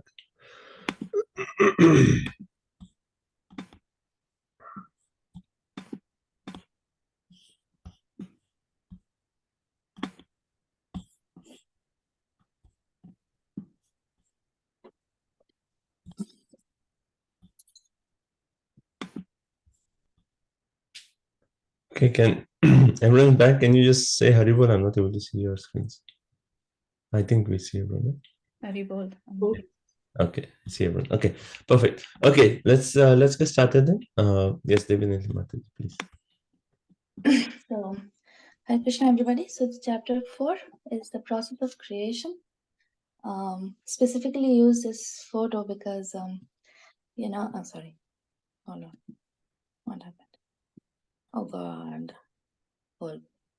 So, because, there's a belief that everything happened on by own, and that's not true. We see two hands. May not be Krishna's hands in this picture, but please excuse me. All right, so previous chapter connections. The Sukadeva Goswami described the steps of God realizations in the first chapter. In the first chapter, he explained like Ashtanga Yoga, Virat Purusha, concluded with Bhakti being the highest. So that's the references, like the verse is, one should concentrate his mind. That's okay. Virat, then one must concentrate his mind to the only all blissful absolute truth. How Bhakti being the highest? He is saying by this only blissful. Ananda, where is the word? Ananda Nidhim Bhajeta. So is the ocean of all bliss. So that means it is Bhakti for sure, right? So now, how do I go back? I think it's your next slide. I mean, on top, Mataji. No. Prabhu, there is on top, there is this screen coming. Okay, I get it. The alt tab, yeah. Yeah. So the second chapter is Paramatma Darshan, Virat Purusha, as Venkat Prabhu explained that Krama Mukti is also explained. And that also there is this connection at the end of the chapter saying Shraddhava Kirtavascha. Always remember here chant Bhakti. So again here Sukadeva Goswami is explaining Bhakti being the highest. Then what's happening? Your tab is there, Mataji, open. The next one. If you go to a tab, I am seeing this screen on this, Prabhu. I don't know how to take this out. Okay. all tab. Yeah, you're already there on the next tab, Mataji. Yeah, open it again. Oh, what do you see? Okay. Okay. I'm not going to the connection link. Yeah, okay. Yeah, So continue. the step 3, chapter 3, is explained about the Veda, the demigod worship, as Mataji has explained that, Akamak Sarvakamava verse, everything should conclude with Bhakti. Then the effect of this previous chapters, basically hearing from Sukadeva Goswami, Parikshit Maharaj, what happens to him. That is, he concentrates his mind fully on Krishna. And he, as he was established in the knowledge of soul, which is Atmanishya, Tattvanishya Atmana, that is verse 1st of chapter 4. Then Parikshit Maharaj completely gave up all attachments. So I have a question for all of us. So we have already known that Parikshit Maharaj has already given up his attachments, in a sense that he is already sitting on the banks. He has given up his kingdom, everything. So what does this verse means? Let's hear. Go ahead, if someone would like to unmute and answer this question. We discussed this in our sessions. Maybe addressing the audience also, Mataji. He gave up subtle attachments in the mind. Through the mind. He gave up physically, but now he has given up from his mind also. That is in the second verse that was explained. Then the second question, the third verse is Parikshit Maharaj renounced. The verse in the translation is explained that he renounced dharma, artha, and kama. Then the next question that comes, why moksha is not mentioned? Can somebody answer that? He's already a devotee, so he's not thinking about moksha. He wants the service of Lord. Coming to the point, yes. Any further? Any more? I don't think we discussed this, Pro. It is just my mind. Mataji, I will give it a try. And the devotees of the Lord, they don't care about moksha. They just want to be there where the Krishna is and serve him. Okay, so the reference is Mahaprabhu's and Sarvabhauma Bhattacharya's conversation. Lord Chaitanya Mahaprabhu says that in chapter 6, Sarvabhauma Bhattacharya's conversation, where Sarvabhauma Bhattacharya Mahaprabhu wanted to glorify Srimad Bhagavatam, and he said the verse from Brahmaji saying that it's explained Muktipada in the verse, but whereas then Sarvabhauma Bhattacharya put Bhaktipada in the replacement to Muktipada, because he was an impersonalist before, but he wanted to be put forward the Mukti as Bhakti, real Bhakti. So, but then Mahaprabhu became angry and said, you cannot change the verses of Srimad Bhagavatam. And Mahaprabhu is explaining, Prabhu kahe Muktipada ar raha artho hai, Muktipada shabda shakshat ishar kahai. Lord Sri Chaitanya Mahaprabhu replied, the word Muktipada has another meaning. Muktipada directly refers to the Supreme Personality of Godhead. So that means he does not need to give up moksha, because moksha is Muktipada, direct Supreme Personality of Godhead. So he could live dharma because his, dharma is his, his duties as being king, his family, artha, all his opulence, his kama, his desires, finished. So this is, at this point, Parikshit Maharaj is completely surrendered soul. So now main topics of this chapter are, how does the Lord, questions by Parikshit Maharaj. How does the Lord create this universe? Through his energies. How does the Lord enact primary creations through his Maya Shakti? How does the Lord carry out the secondary creations through the demigods and Prajapatis? And the Lord Karandakshay Vishnu or Mahavishnu is one. Does he alone acts with the material nature or simultaneously expands into multi-forms to direct the modes of nature? So that is how, the connection, the questions he created for the rest of this whole canto for us to read, and practically even further ahead. This Sarga Visarga, all these questions has been asked. So now Sukhdev Goswami replies. But before answering to your question, let me offer my obeisances unto my Lord. Because till now he has been answering questions. Now he could understand that now this discussion is just not going to end here. So I have not glorified my Lord, so let me do it. So then he comes to the Shukdev Stuti. So this is my humble attempt to speak the Sukhdev Goswami's words in my own words. Please forgive my offenses. So let's understand the love-laden prayers of Srila Shukdev Goswami. This specifically a word of love-laden has been used by Srila Prabhupada in the purport. So I hope you all can enjoy.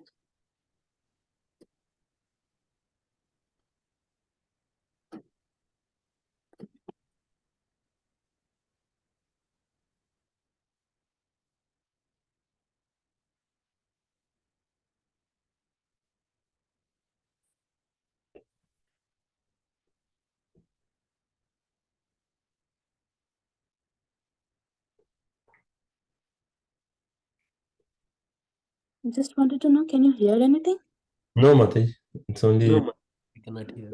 Just mute. Huh? Is it okay to read? Should I read also? Yeah, along? yeah. Maybe you can go through the audio.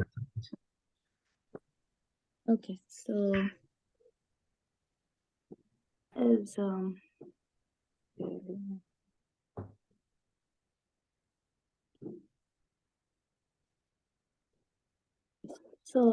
the Lord creates in this material world. He accepts the three modes of nature. He is the complete whole residing within the body of everyone. And his ways are inconceivable.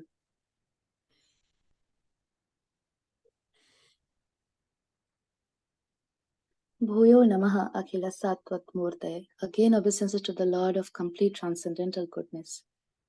He is the liberator of surrendered devotees of all distresses. He is also destroyer of demonic temperaments.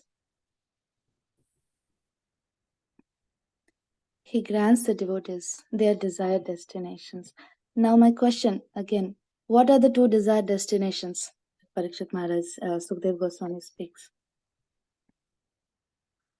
Does anybody remember?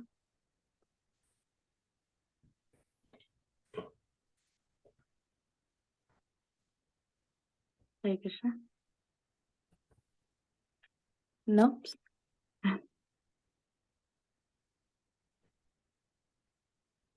Brahmajyoti and Golok Vrindavan.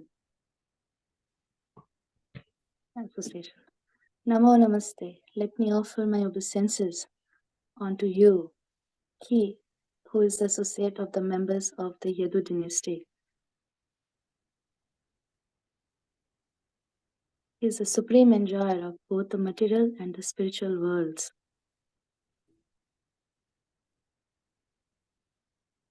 He enjoys in his own abode. He also enjoys in his own abode. There is no one equal to him because his transcendental opulence is immeasurable.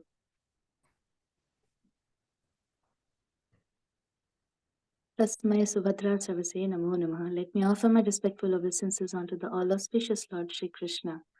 O Krishna, devotional service unto you, 9 process of devotional service, immediately cleanses the heart of the all effects of all sins.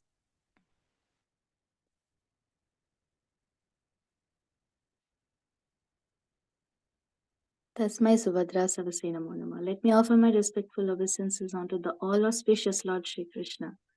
Just by surrendering onto your lotus feet, the intellectual frees up all their attachments and progress towards spiritual existence without difficulty. Tasmai Subhadra Savase Namo Namaha. Let me offer my respectful obeisances unto the all auspicious Lord Shri Krishna. Learned sages, performers of charity, workers of distinction, philosophers, mystics, chanters of Vedic hymns, cannot achieve any results without dedication of such qualities in the service of the Lord. Can somebody name me this verse that comes to your mind? We have read in the first canto, second chapter, in the most important verses that says almost the same connection. They cannot achieve any result without dedication of such qualities to the service.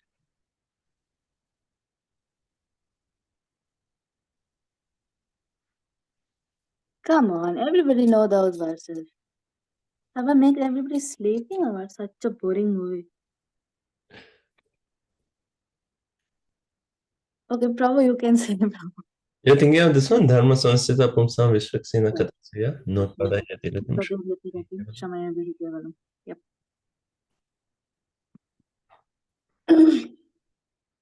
Tasmai Prabha Vishnave Namaha. On to him, the powerful Vishnu, I pay my respectful obeisances.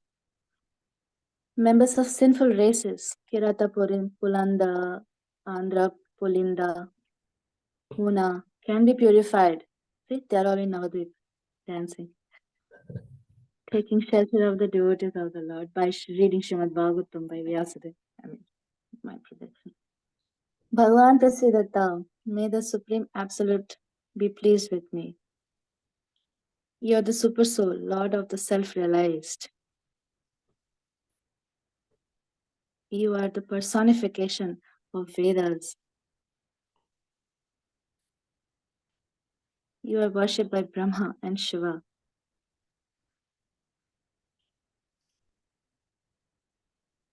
Prasiddhata, may Bhagavan be merciful upon me. Shriyapati, the goddess of the husband of the goddess of fortune. Yagnapati, the director of all sacrifices. Prajapati, the leader of all living entities. Dhiyampati, controller of all intelligence. Lokapati, the proprietor of all planets. Dharapati, the proprietor of the earth. Gatir, Patir, Gatir is the ultimate destination.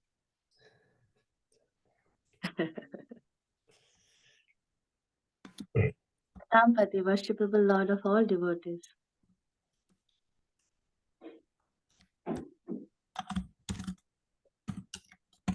Andhaka Vishnu Sattvatam, the protector of the glory of the kings like Andhaka. Vishnu of the Yadu dynasty, be merciful upon me. Bhagavan Prasiddhatam, may the Lord be pleased with me. You give liberation.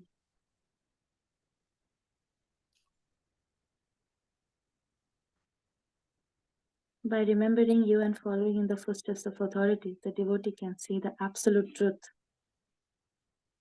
The learned mental speculators think of you according to their own whims.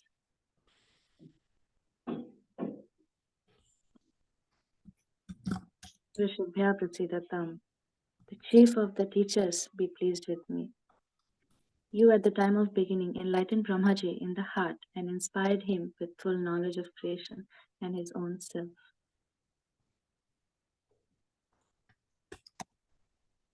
So Lakshankrita Bhagavan Vachasmi me. May the Lord be pleased to decorate my statements. You enlivens the material bodies by lying down within the universe and causes the living beings to be subjected to 6 divisions of modes, which are also generated from you. So 16 divisions of modes, what are they? Can somebody name at least 16 divisions of modes? It is explained in the purport by Prabhupada.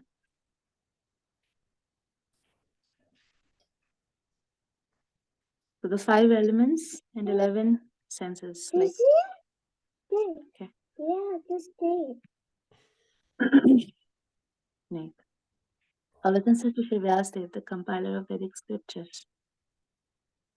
This is the last verse. The pure devotees drink the nectarian transcendental knowledge dropping from the lotus-like mouth of the Lord. Hare Krishna.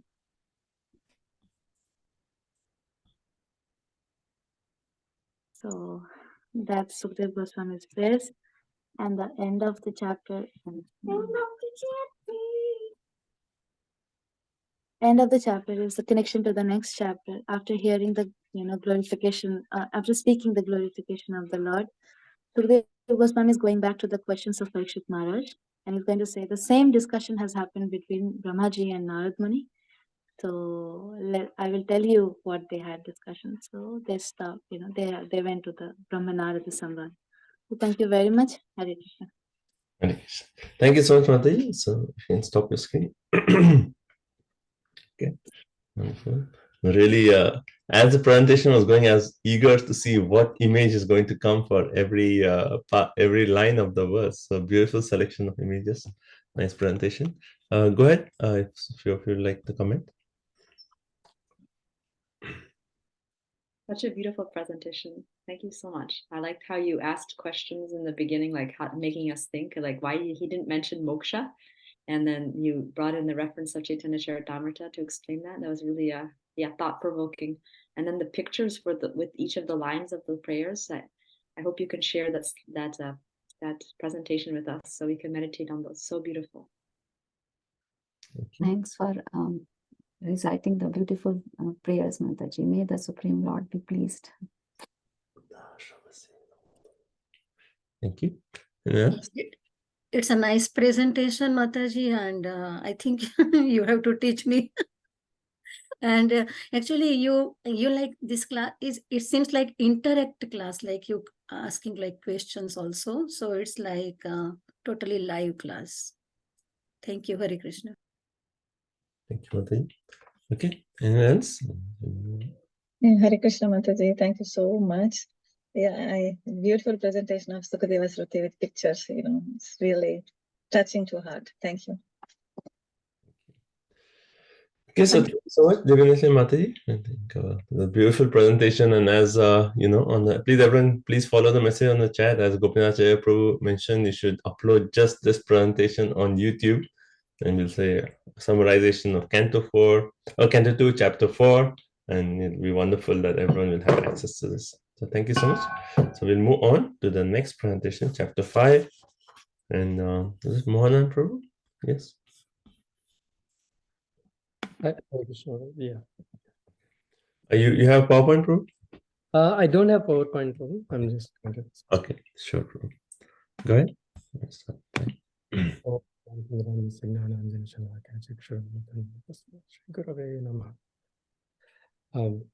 As we already seen the chapter 4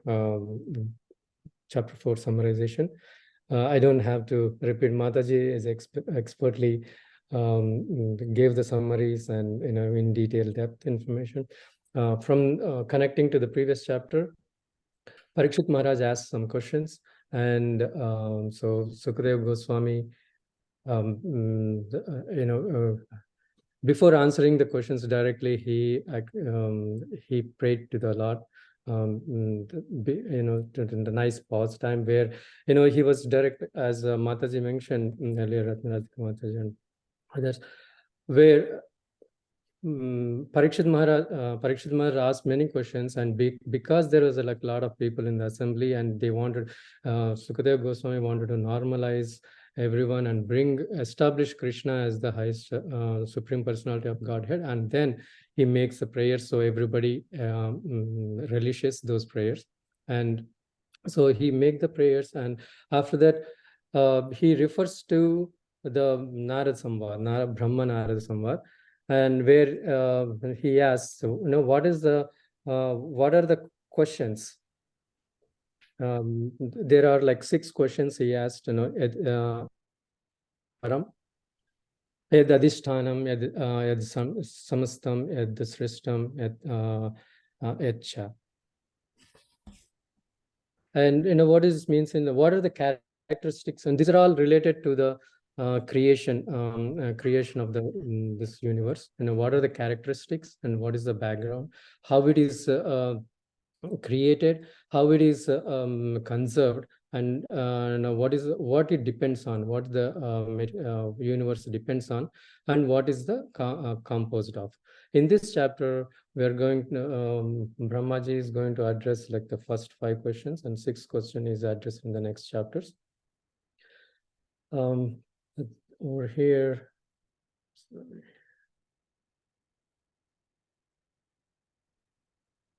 Okay, he answers from the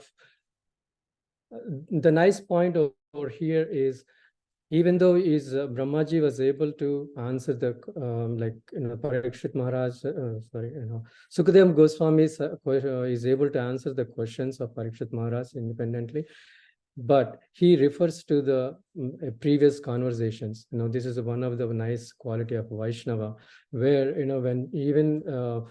when somebody knows the answer, but when you actually link to the previous conversations or the other Vaishnavas, other conversations, then you have, it is a nice reference to, and it's not making up on his own. It's one of the nice qualities that we should meditate on. So here he answers the questions of Edrupam. There are like, what are the 5 ingredients? What are the ingredients of this universe? There are 5 ingredients. One is Dravya, Kala, Karma, Swabhava, Jiva. And these are all coming from Vasudeva. These are all coming none other than the Vasudeva.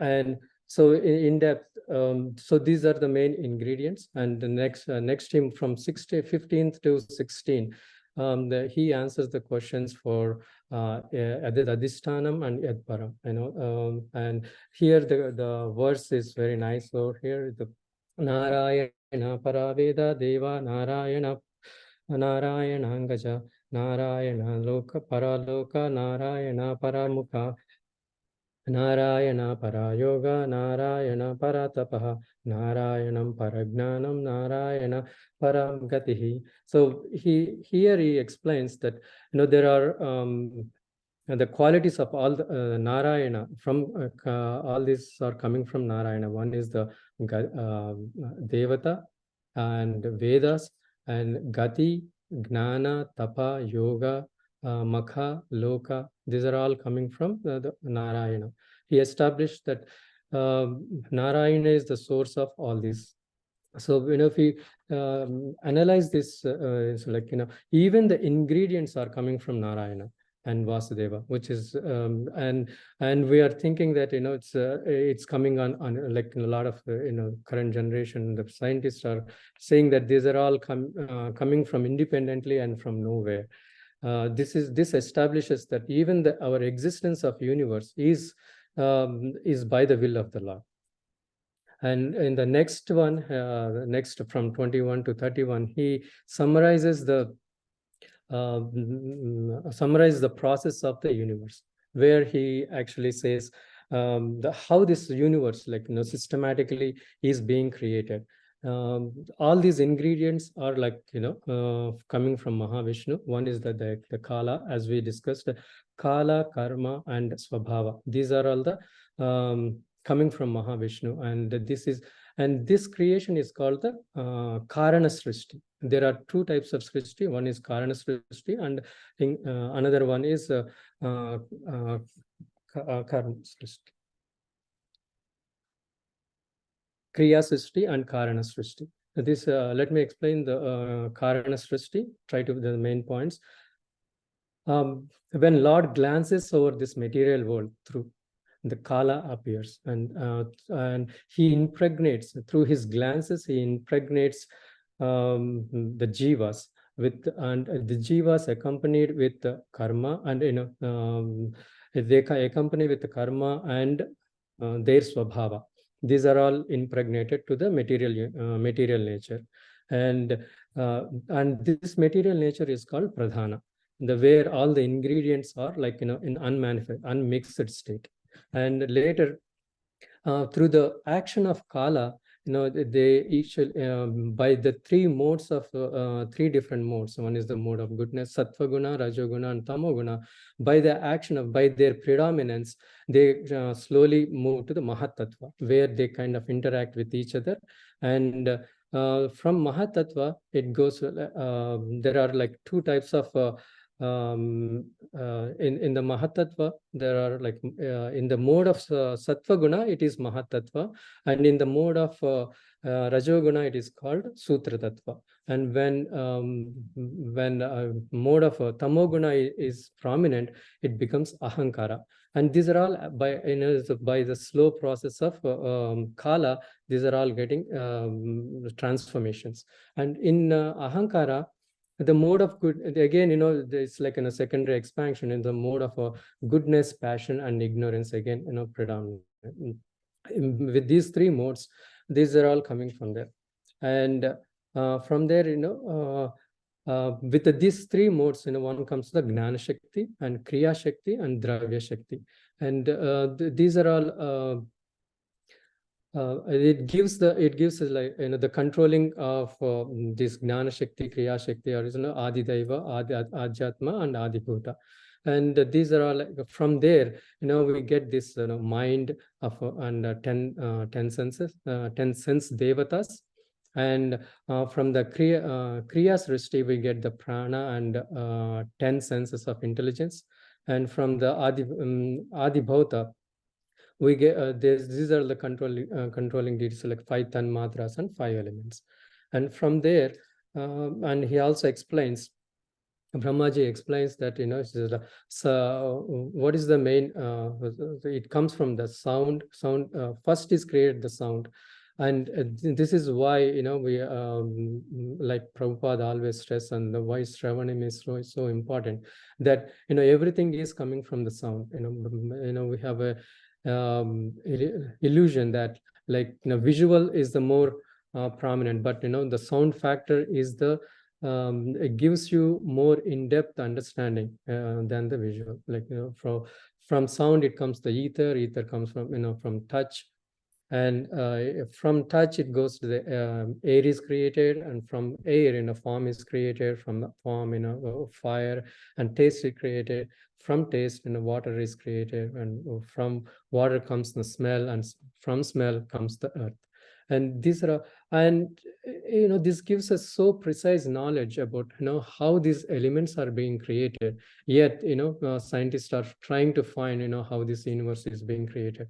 And here we have in, like, 5 verses, all the and we don't have to spend so much time and energy and money in going back and finding out, recreating the wheel, in modern terms. That's what they say. So that's just with these information, Prabhupada has given us so much in-depth understanding. Take any topic and we will be able to give the get the clear understanding. And I'm going to sum the last point. From 21 to 35, Brahma answers the point of Kriya Srishti. And now in the Karana Srishti, all the ingredients are present, as like, just like, we go for, before making any preparation, we get the ingredients. Mahatattva, Karana Srishti is like that. We have the individual creation, and Kriya Srishti is like mixing of all these ingredients. And even though there are ingredients are present and all these personalities are present, but only with the help of the Lord Sri Krishna, the Vishnu, he brings all of them together with his own personal energy, and combines them, and in the form of, like, the external energy Maya Shakti, these ingredients are mixed together and form, and a fetus of the universe is formed. And after, like, 10,000 years of it takes the process of like 1,000 years to create this fetus. And then after that, this is empty, so he gives the he completes, he fills up the universe with half of his the sweat, with like, half of the universe, and then he lies on this ocean. And from there, the lotus, from his navel, the lotus appears where Brahmaji resides. And there are, like, he also explains that the Virata Rupa over here, a brief description. Or there's, there are, like, 14 planetary systems: Satyaloka, Tapoloka, Janaloka, Maharloka, Swargaloka, Bhuloka, Bhuvarloka, and Atala, Vitala, Sutala, Patala, and Talatala, Mahatala, Rasatala. All these lokas, they're all the stems. You can see them as the as in one of the presentation we saw, and where these lokas are, and it's a form of it's a the visualization of the Virata Purusha. It's not an it doesn't have any it's not a physical form, but it's so the Virata Rupa is a visualization through different aspects. And there are different aspects you can through visualization is like the Varnashrama system, like the Brahmanas are the head and Kshatriyas are the arms, and and just like that, you can also see that so Svargaloka, all these planetary systems are the upper portion of the Virat Purusha, and the lower planetary systems are the lower part of the Virat Purusha. So up till this gives the conclusion of the Virat Purusha. And in the second the next chapter is going to answer the other questions. And thank you so much for giving me the opportunity, and sorry for making any presentation. And Thank you. Thank you so much, Prabhu, for the presentation. Yeah, this is one of the most technical chapters of this canto, and it's very brave of you to actually summarize this chapter. So thank you so much. So Karana Shakti and Karya Shakti, you explained very nicely. Thank you. Okay, any quick comments you would like to share? Hare Krishna. I was trying to do the Brahma Narada Samvad, and this portion was very difficult for me to even capture, but you did a wonderful job. Thank you so much, Prabhuji. Thank you. Thank you, Mataji. Anyone else? Hare Krishna Prabhuji, thank you for choosing the tough chapter. Very nicely summarized. And Narayana is the source of everything, cause of all causes. Very nicely explained about the Karana and Kriya Srishti. Thank you so much. Thank you.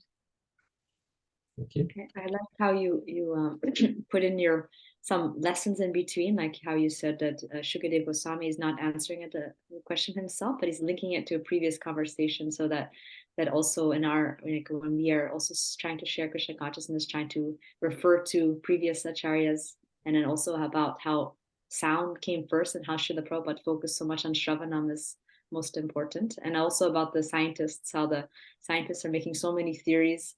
But here in the Bhagavatam, we get such a easily access all the knowledge of how the creation happened. So thank you so much. No need to reinvent the wheel. That's what I said. Yeah. Very nice. Thank you.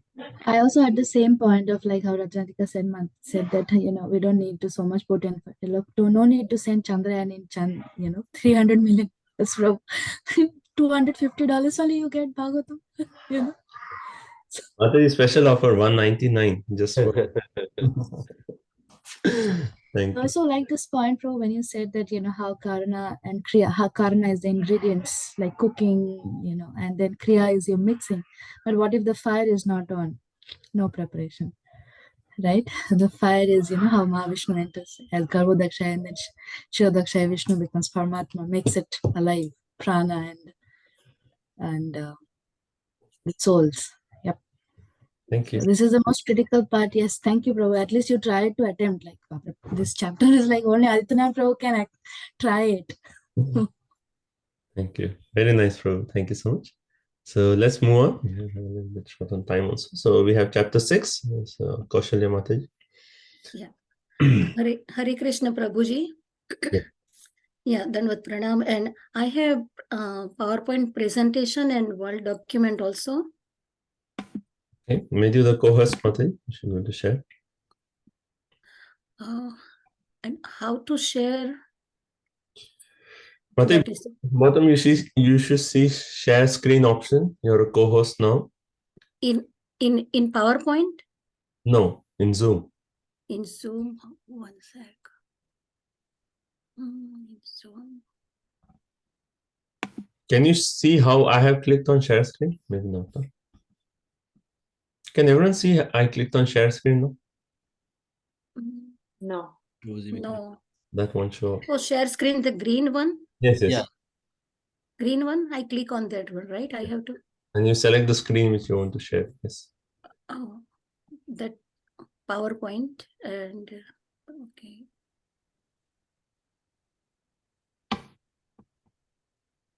This one. Okay. You can see Prabhuji, everyone.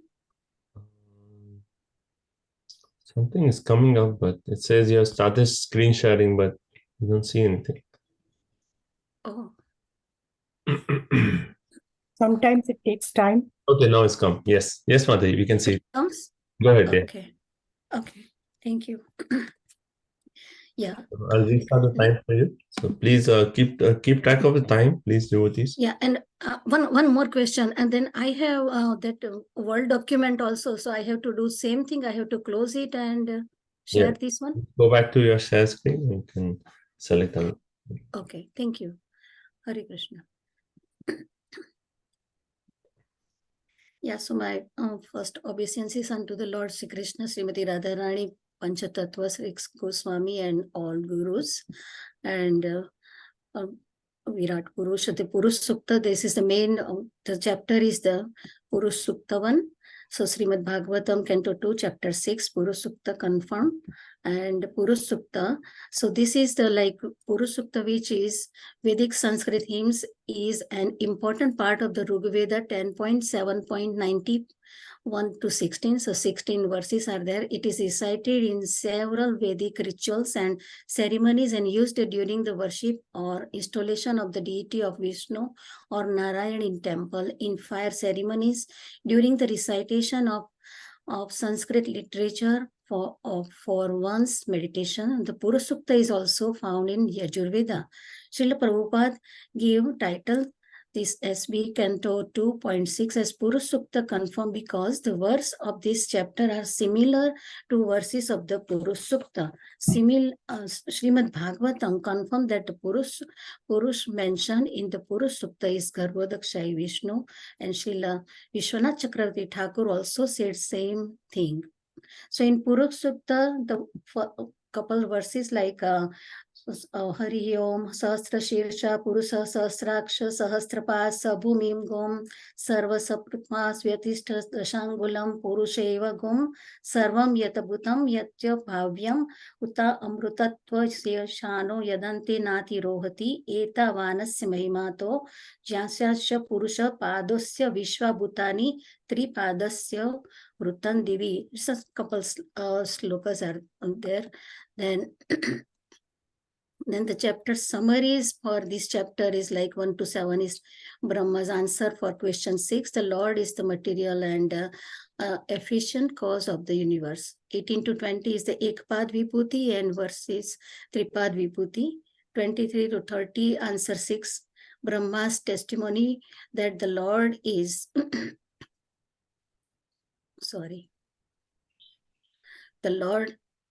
the Brahma's testimony that the Lord is the material cause. Answer question 2, question 5, Yad Abhisthanam and Yad Param.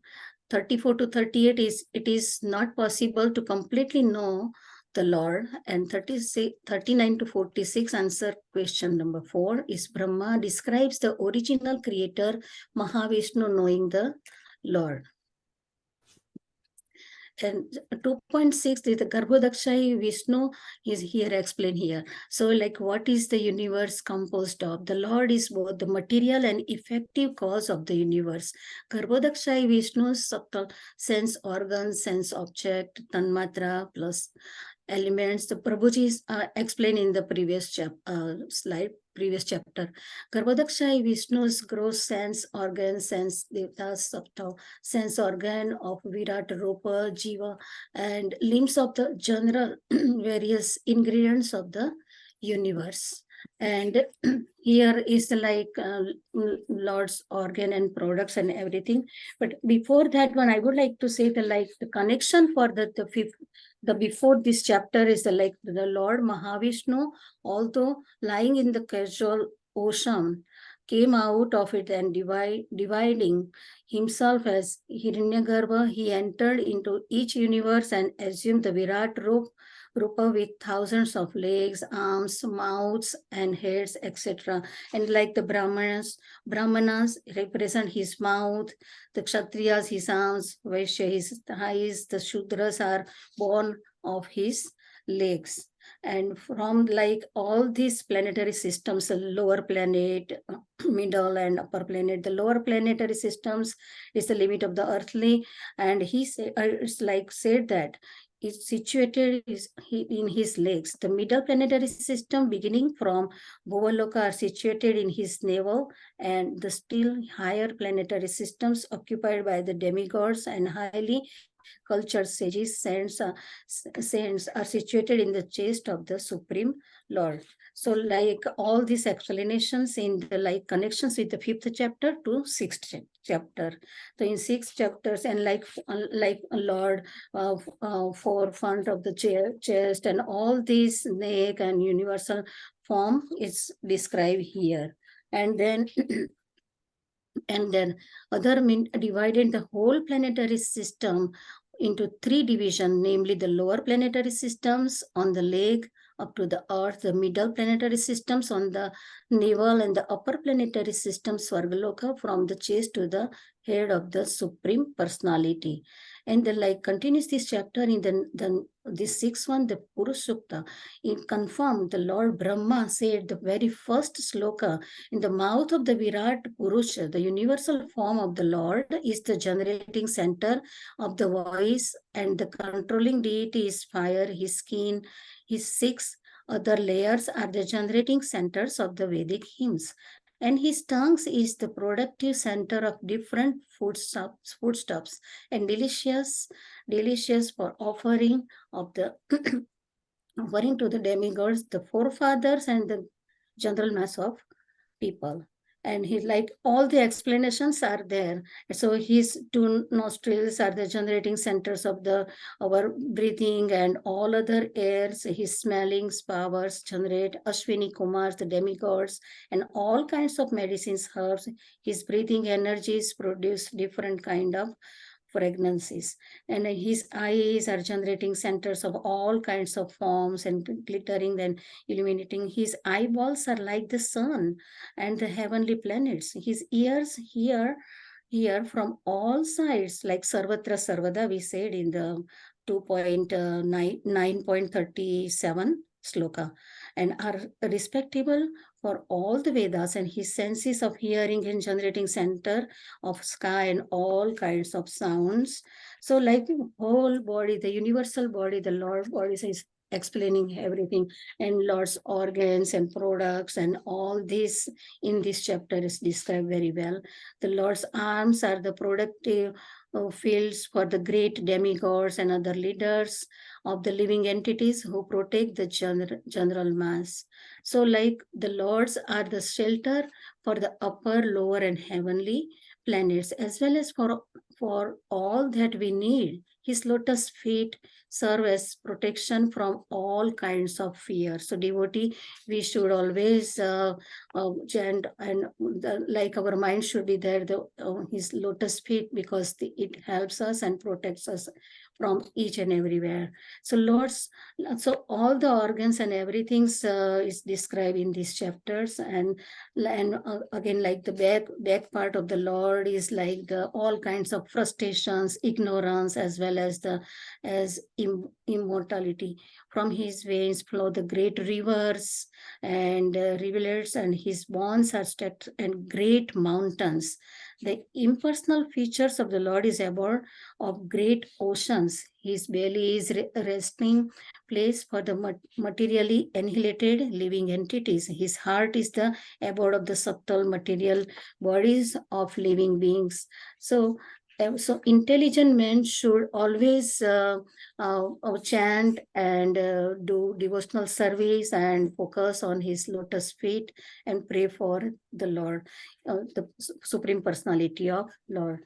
So all these described in this chapter, and the sun illuminates both internally and externally by expanding its radiation. Similarly, the Supreme Personality of Godhead, by expanding his universal form, maintains everything in the creation, both internally and externally.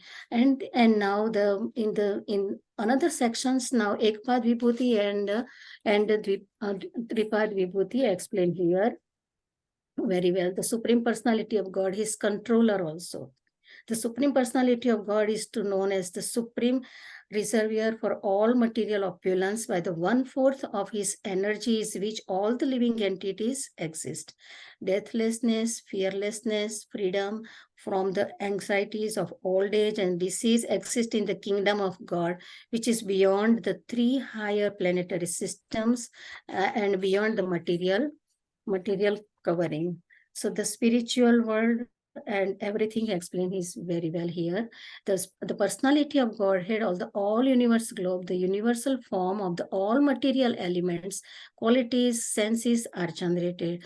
Yet the main thing is the Lord, he is aloof from such material manifestations, like the sun, which is separate from its rays and heats.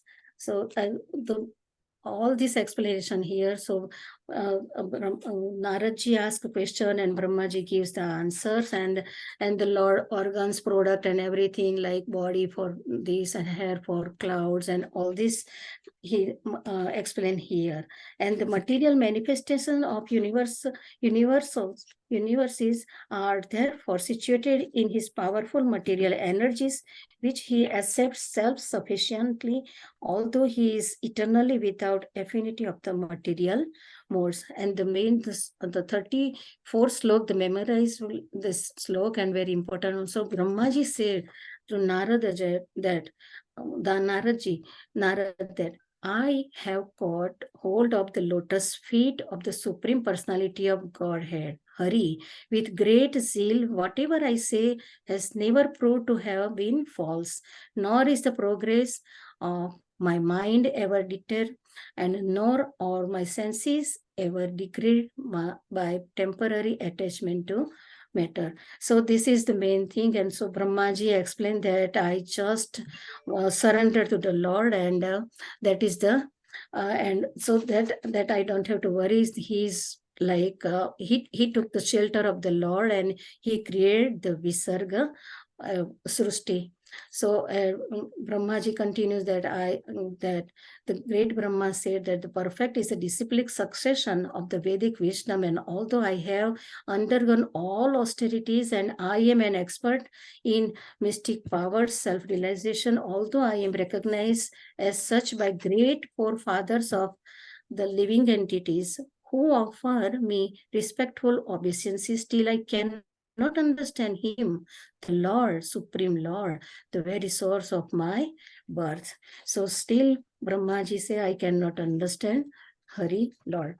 So since neither Lord Shiva nor me, he said, Brahmaji said, nor I could not understand the Lord Hari, just we pray for him, and I surrender him. So let us offer our respectful obeisances unto the Supreme Personality of Godhead, and whose incarnation and activities are chanted by us for glorification, though he can hardly be fully known as he is. So the Supreme Original Personality of Godhead, Lord Shri Krishna, expanding his plenary portion as Mahavishnu, the first incarnation, creates this manifested cosmos, but he is unborn. The creation, however, takes place in him, and the material substance and manifestations are all himself. He maintains them for some time and absorbs them into himself again.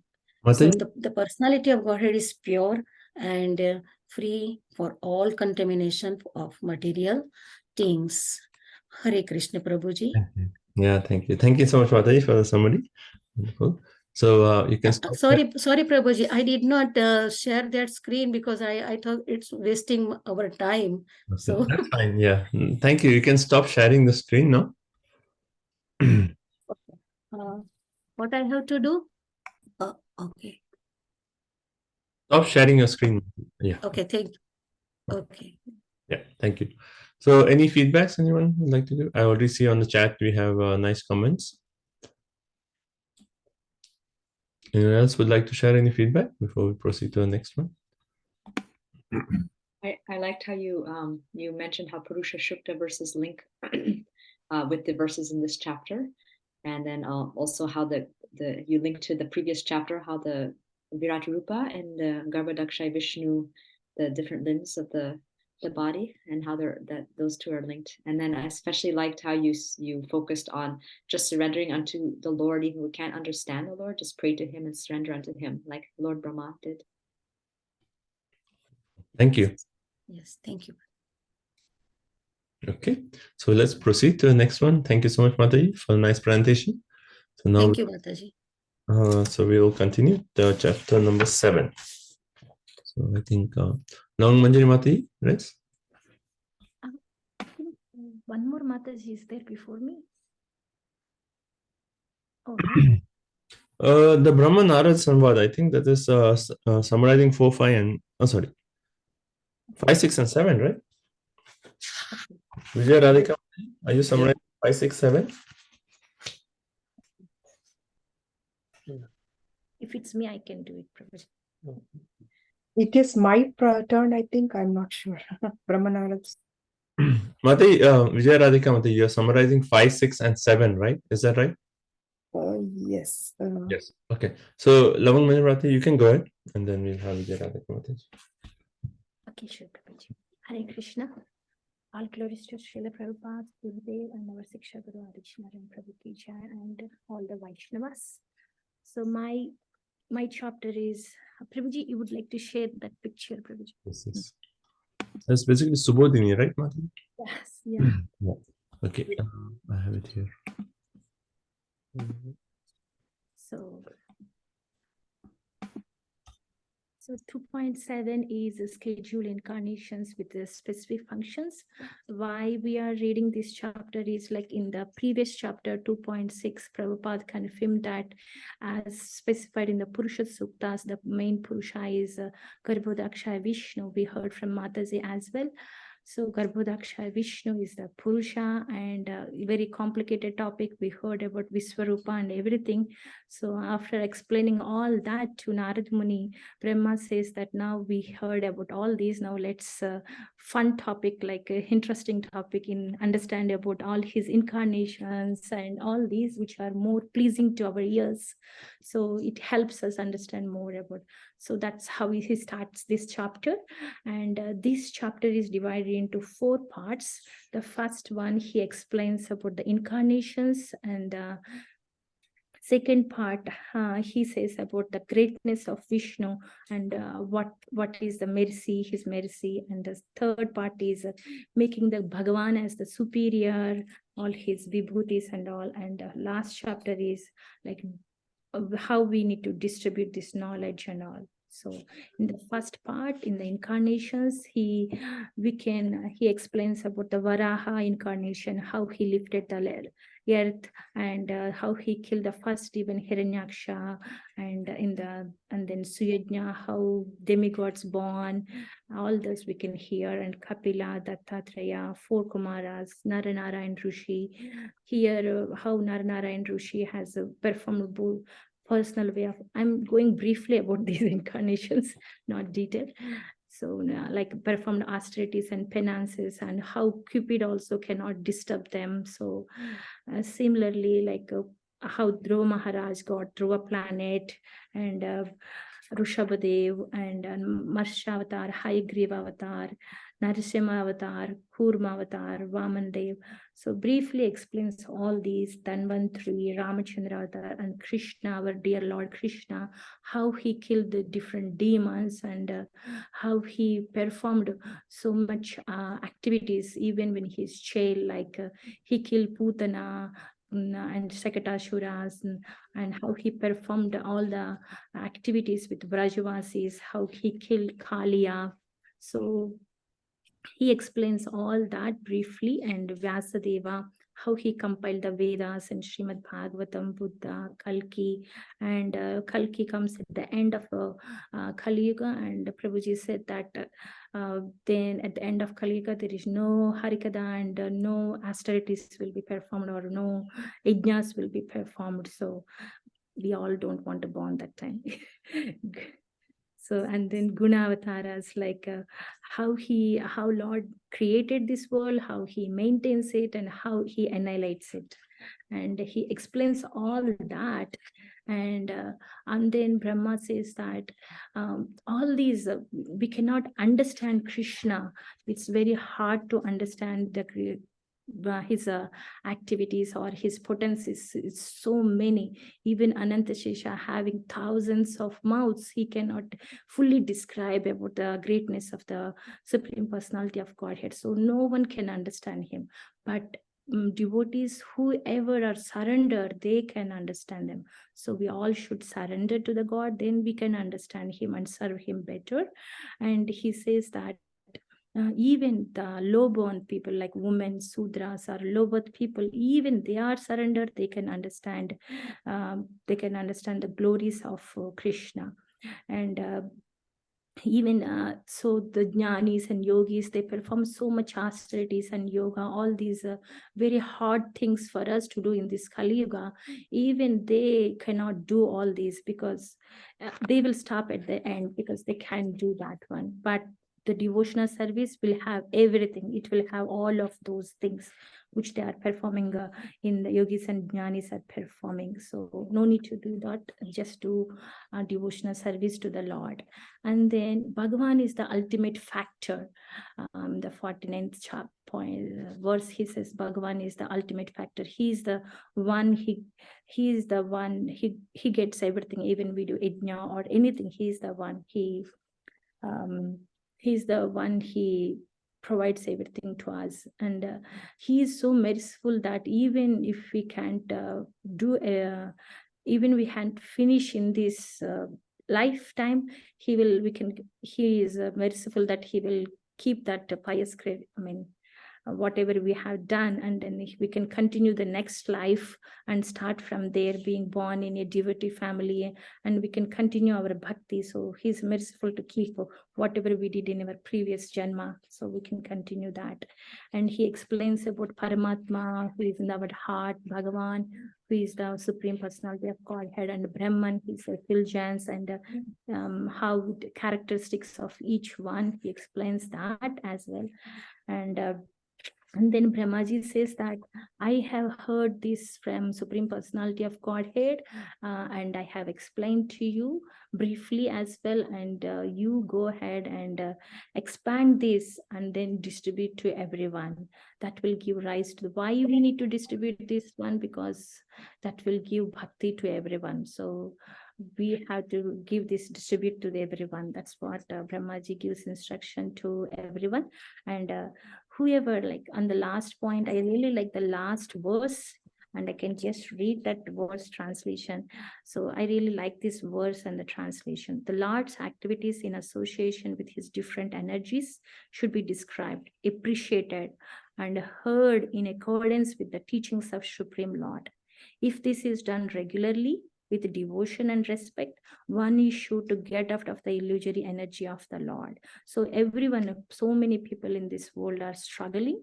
So we are trying to help them so to get out of that illusory energy of the Lord. This is the best thing we can do for them. So as a Brahma Gaudiya Sampradayas, we are following Brahmaji's instructions, and Naradaji distributed to Vyasadeva, and as a parampara, we are all like, by the grace of Adichnarayan Prabhu, we are also getting the opportunity to distribute Bhagavatam, giving this devotion to others. Yeah. That's it from me, Hare Krishna. Very nice, Mataji. Thank you so much for excellent presentation. Let's hear some feedback. Would you like to share some thoughts on the presentation?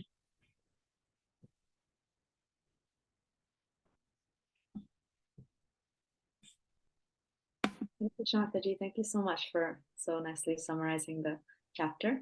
I like how you mentioned that you focus on that last text and how that's how if we should describe, appreciate, and hear the teaching of the Lord, and also share it with others. And I feel like that's such an important point.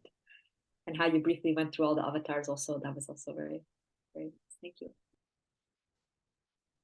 Thank you. Anyone else? Any feedback? Hare Krishna Mataji. Thank you so much for nice explanation of all incarnations. Though you briefly mentioned, you covered everything. And it's impossible to understand the greatness of the Lord without his mercy. Surrendering is the only key. Thank you, Mataji. Beautiful. That point was very nicely explained. Only by surrender, we can actually understand the Lord by his mercy. And also I liked how you said in the first that, up to this point, Brahma answered Narada's question. But now, just out of his own free desire, he wants to speak about Leela because the sweetness is there and his own desire. So very nice. Thank you. Any else? Okay.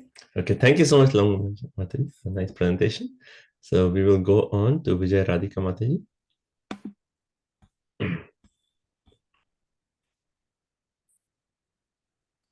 Mataji, you're on mute. Sorry. Vachakalpatarubhyasya kripasindhubhyo Vaishnavebhyo namo namaha. Mataji, do you have a PowerPoint? Can you hear me? Yes, ma'am. My obeisances to Srila Prabhupada, my Gurudev, my Siksha Guru Adityanaran Prabhu, and my dear pure devotees, Vaishnavas and Vaishnavis. Thank you so much. Hare Krishna. I'm going to share my screen. 1 minute. Disabled. Yeah, one minute.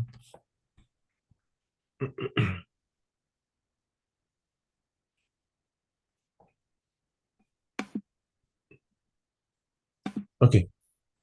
Yes, Mataji. Go ahead. Share screen.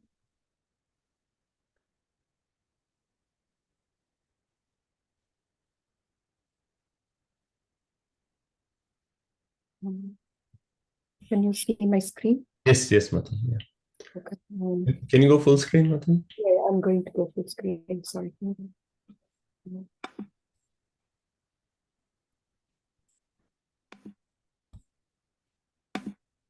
Go. Mataji, just click on that from the beginning, Mataji. And yeah, next. It's covered. 1 second. Can I stop sharing and come back again? The whole thing is covered.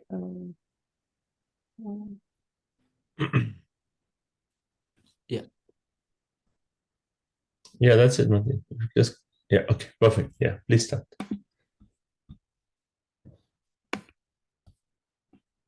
Mataji, you're on mute now. Oh, sorry. Can you hear me? Yes. Go ahead.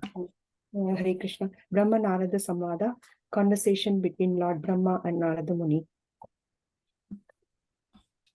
It's not going to the next. Oh, here it is.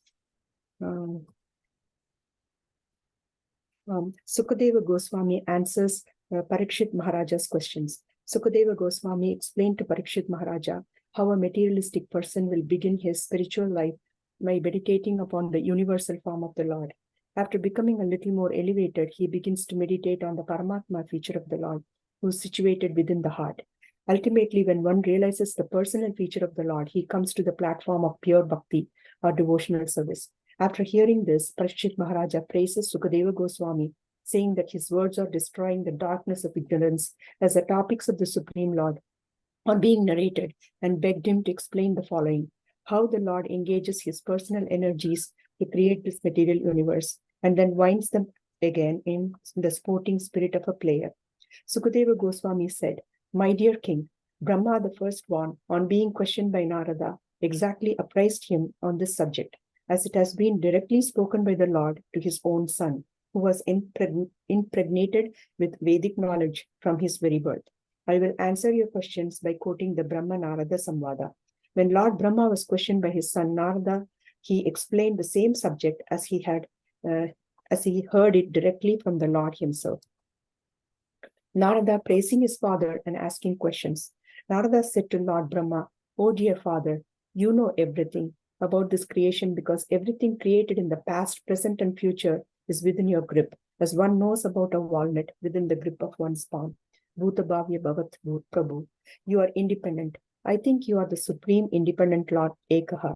You are self-sufficient. You create by your energy, Atma Saktim, just like a spider creates a cobweb without anyone's help. I know no other source for the creation, superior, inferior, or medium, but you. But please clarify my doubts about you. Why do you perform so much austerity, Ghora Tapam? Is there someone more powerful than you?"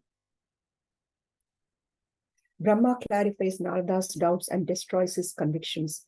Lord Brahma said to Narada, "O Narada, being merciful to me, you have asked these questions. Because of your inspiration, I am able to meditate on the Lord's prowess. Bhagavat Virya Darshane, I am but a subordinate to the Supreme Lord. He is beyond me. Unless one is aware of the position of the Supreme Lord, who is beyond me, one is sure to be illusioned by observing my powerful activities. I only recreate. I manifest the universe, which is already manifested by the self-manifesting Lord. Yenasva rochita viswam rochitam rochayami aham. Just like the sun and the other luminaries reveal what is already revealed by the Lord, people bewildered by Maya think of me as supreme." After establishing the Supreme Lord's position to himself and clarifying his doubts, Brahma answers Narada's questions as below. Please tell me that transcendental knowledge which specifically directs one to the truth of the individual soul and the super soul. Yat Rupam, characteristics of the universe. Yat Adhishtanam, what is the shelter? Yat Yatashrishtam, how is it created? Yat Samstam, how is it conserved? Yat Param, what it depends on? Yat Cha, what is it composed of? Lord Brahma starts answering Narada's questions. Answer to question 1, Yat Rupam, characteristics of the universe. The 5 components of this universe are non-different from Vasudeva, being his differentiated parts and parcels. Nothing but he, Supreme Personality of Godhead, exists in truth. Lord Narayana is the shelter of whatever you see in this universe that is worth taking shelter of. This is the question 2, Yat Adhishtanam, shelter of the universe. All the universes are therefore situated in Lord Narayana's powerful material energies, which he accepts self-sufficiently, although he is beyond gunas. Yatasrishtam is question number 3, creation of the universe. At each level of the below transformation, the Lord's energy in the form of time produces the subsequent state of transformation. The Supreme Lord's glance and the sum total material energy, Maya, infuses it with time, Kala, and destiny, Karma, and nature, Swabhava, of all the jivas, thereby agitating it. The agitated equilibrium state, Pradhana, then produces Mahat-tattva, a state which, although has all the 3 modes, is predominantly of goodness and passion due to jnana and kriya shaktis. The state further transforms into Hankara, which is predominantly in the tamas, ignorance. At this state, there is a manifestation of the 3 shaktis, namely jnana from sattva, kriya from rajas, dravya from tamas. Dravya shakti has the capacity to produce 5 gross elements. Kriya shakti produces the senses. Jnana shakti produces the sense devatas. Supreme Personality of God is the cause of all causes. Yet Samsthanam is the question number 4, conservation or dissolution of the universe. Mahavishnu, without birth, the soul of all beings, creates, maintains, and destroys the universe by himself in himself. Question number 5 is Yat Param, dependence of the universe. Only by his empowerment, I, Brahma, create, Lord Shiva destroys, and he, Hari himself, maintains everything. Question number 6 is Yascha. The Lord is both material and effective cause of the universe. The material universe, or Ekapada, is a manifestation of 1/4 of his energy. The Lord creates and maintains Ekapada through his energies, yet he is aloof from it and remains in the spiritual world, like the sun, which is separate from its rays and heat. Above this Ekapada is Tripada, which is characterized by Amritam, deathlessness, Kshemam, happiness, Abhayam, fearlessness. All ingredients required for the sacrifice are arranged by the Lord's limbs, and through them I perform sacrifice for the pleasure of the Lord, the enjoyer of the sacrifice. Brahma, Jiva, Tattva versus the Lord, Vishnu Tattva. I am also created by him, Narayana, and I only create what was already created by him under his supervision, Ikshaya, and in inspiration of Abhichodita. The transcendental Lord accepted the 3 gunas through his Maya Shakti just for the sake of creation, maintenance, and destruction. Jiva is bound by the 3 gunas. The gunas further manifest as matter, knowledge, and activities, dravya, jnana, and kriya, putting the conditions Jiva under bondage. Jiva cannot see the Lord due to being covered by these gunas. It is not possible to know the Lord. I hold the Lord Hari in my heart with great zeal. Therefore, my words are never false. The working of my mind is never false. My senses are never distracted.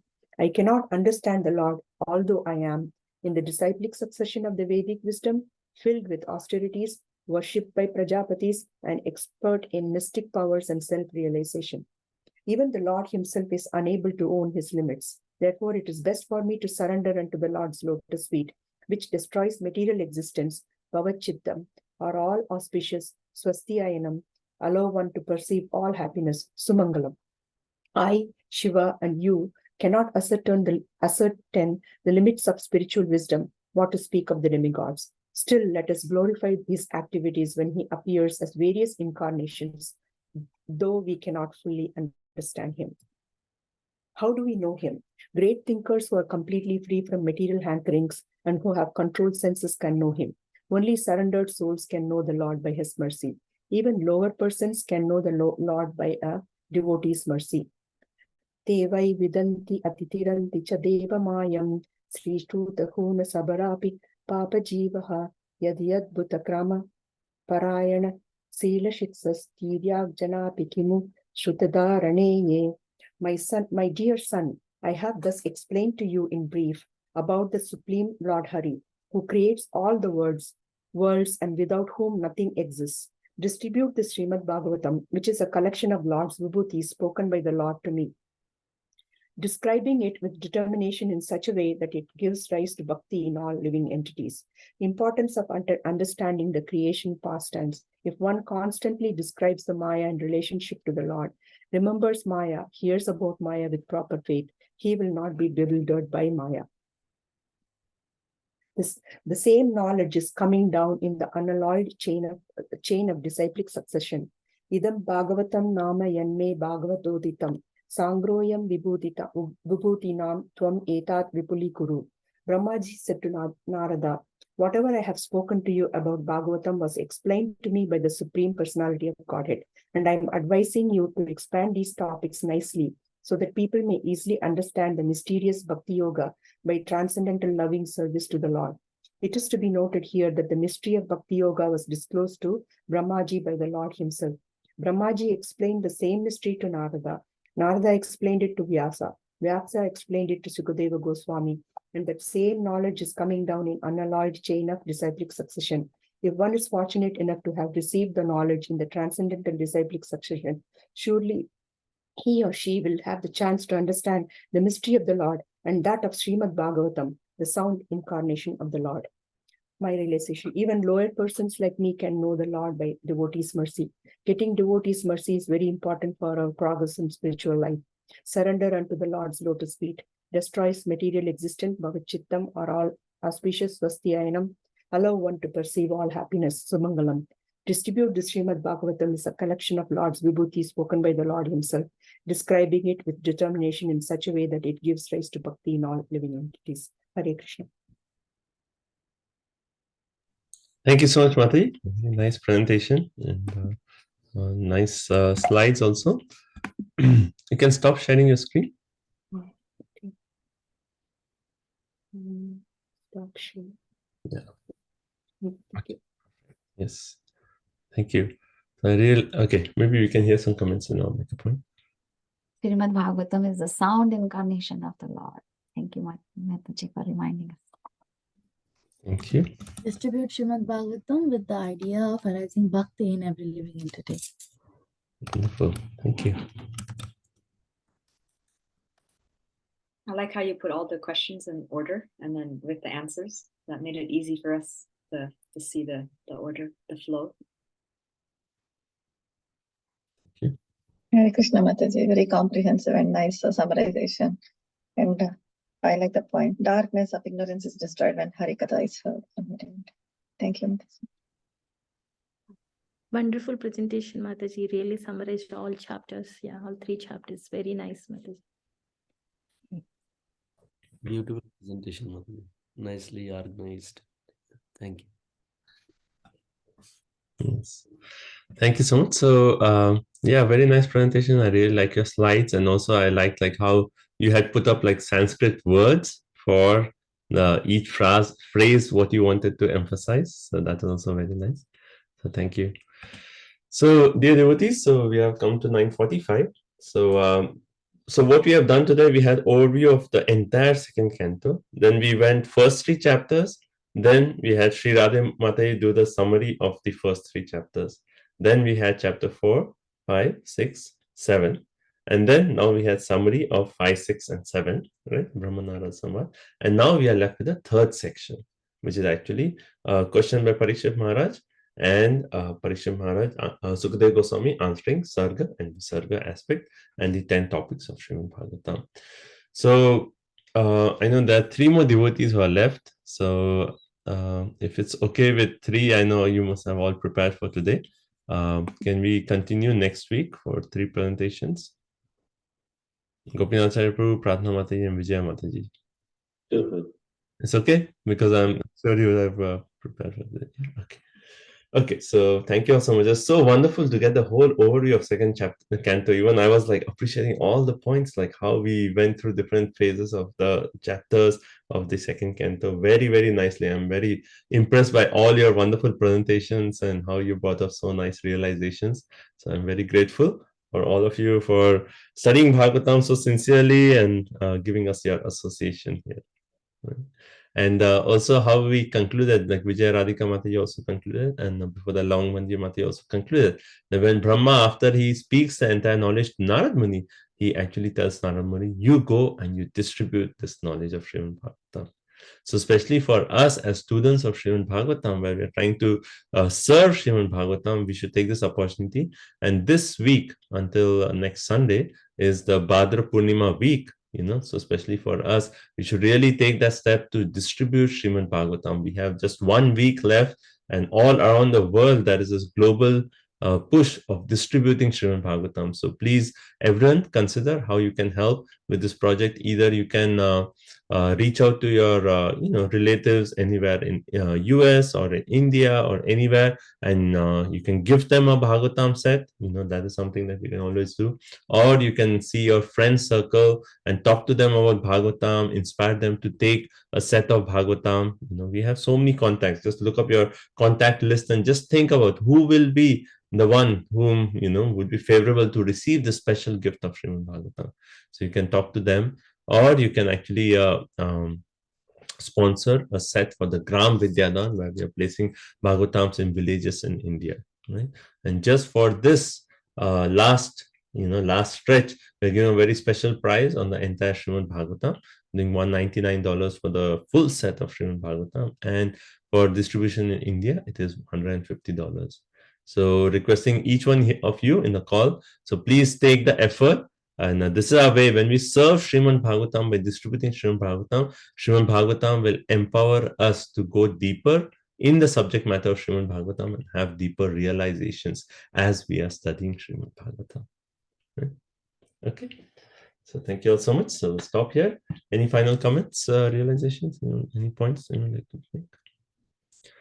So next week we will actually complete 3 presentations, and then there are like few shlokas from last 10 chapter left. So we'll cover that, and then we'll see if there's time. I will do an overview of Canto 3. Krishna Prabhu, I wrote in the group that if we can have a shared drive where we can all access all these PowerPoints, because these are very quick ways to review the chapters, rather than going through the books and the purports, because the devotees have already worked on it. So if you can create a shared drive and all of us can share our PPTs in there, Okay, I'll do it right now, Mataji. I'll share the link. So I'll make it accessible. So anyone with the link should be able to post your PowerPoint there. So please, everyone, upload the PowerPoint to Google. Very nice one. Thank you.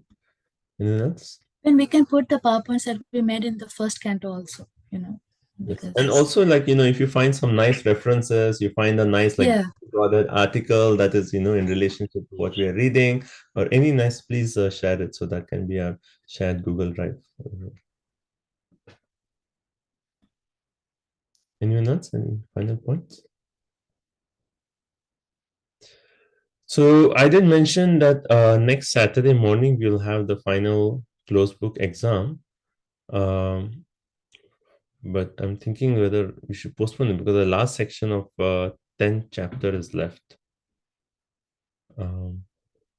So should we postpone it by 1 week? And the parent workshop is also there, right, Prabhu? Yeah, next weekend we have the leadership parenting. So many of you will be busy with that. So we'll postpone it by 1 week. So even the essay or the OBE for the last one, we can postpone it by 1 week. So let's make it October 7th. Yeah, October 6th. October 6th is, let's see. Oh, sorry, October 7th. Yeah. October 7th, Saturday morning, we'll do our CBE. And that weekend, you can submit your OBE for the last one. And also, like, I'm sorry, I'm catching up with the grading, but I will have everything done before we end Canto 2. I'll have all the grades for CBE and OBE of full second Canto. Okay. Anything else? And also, like, we are coming to the end of second Canto. I have ordered those Subodhidi for the third Canto. It may take some time because it's coming from India, but let's see, how soon we get the CBEs. I mean, no, sorry, how soon we get the Subodhinis. Anything else? Anyone? And as I mentioned, always, like, I'm open to any feedback. So anyway the class is going, like, if you want me to emphasize on certain points or do a different, like, add another aspect to the presentation, please let me know, and I'm happy to take feedback on the course. Yeah. Hare Krishna Prabhuji. I'm Yes. sorry for my again video yesterday night 11:30. I tried and tried. Me and my Prabhuji, we could not get it. Sorry for the video. Yeah, maybe you can ask your children or someone. So I mean, it should be something easy, but yeah. Okay, thank you for trying. But see, Matish, if your children or any devotees, young devotees, they are very good at this. Very quickly they can figure out. So if Okay. youth devotees, they can come and Yeah. we help you. Yeah, I will. Okay. Thank you. Okay. Okay. So thank you all so much for your wonderful presentations. We'll end here. ग्रंथराज Shrimad Bhagavatam की जय, श्रील प्रभुपाद की जय, वंचा कल्पतरुभ्यस्य कृपा सिंधुभ्यश्च च पतितानां पावनेभ्यो वैष्णवेभ्यो नमो नमः. Thank you all so much for your association. Hare Krishna. Hare Krishna. Hare Krishna. Hare Krishna, Prabhuji. Hare Krishna, all devotees. Thank you so much, everyone. Hare Krishna. Thank you so much. Hare Krishna. Thank you so much for Krishna Prabhuji, thank you so much. Hare Krishna, everyone, for your association.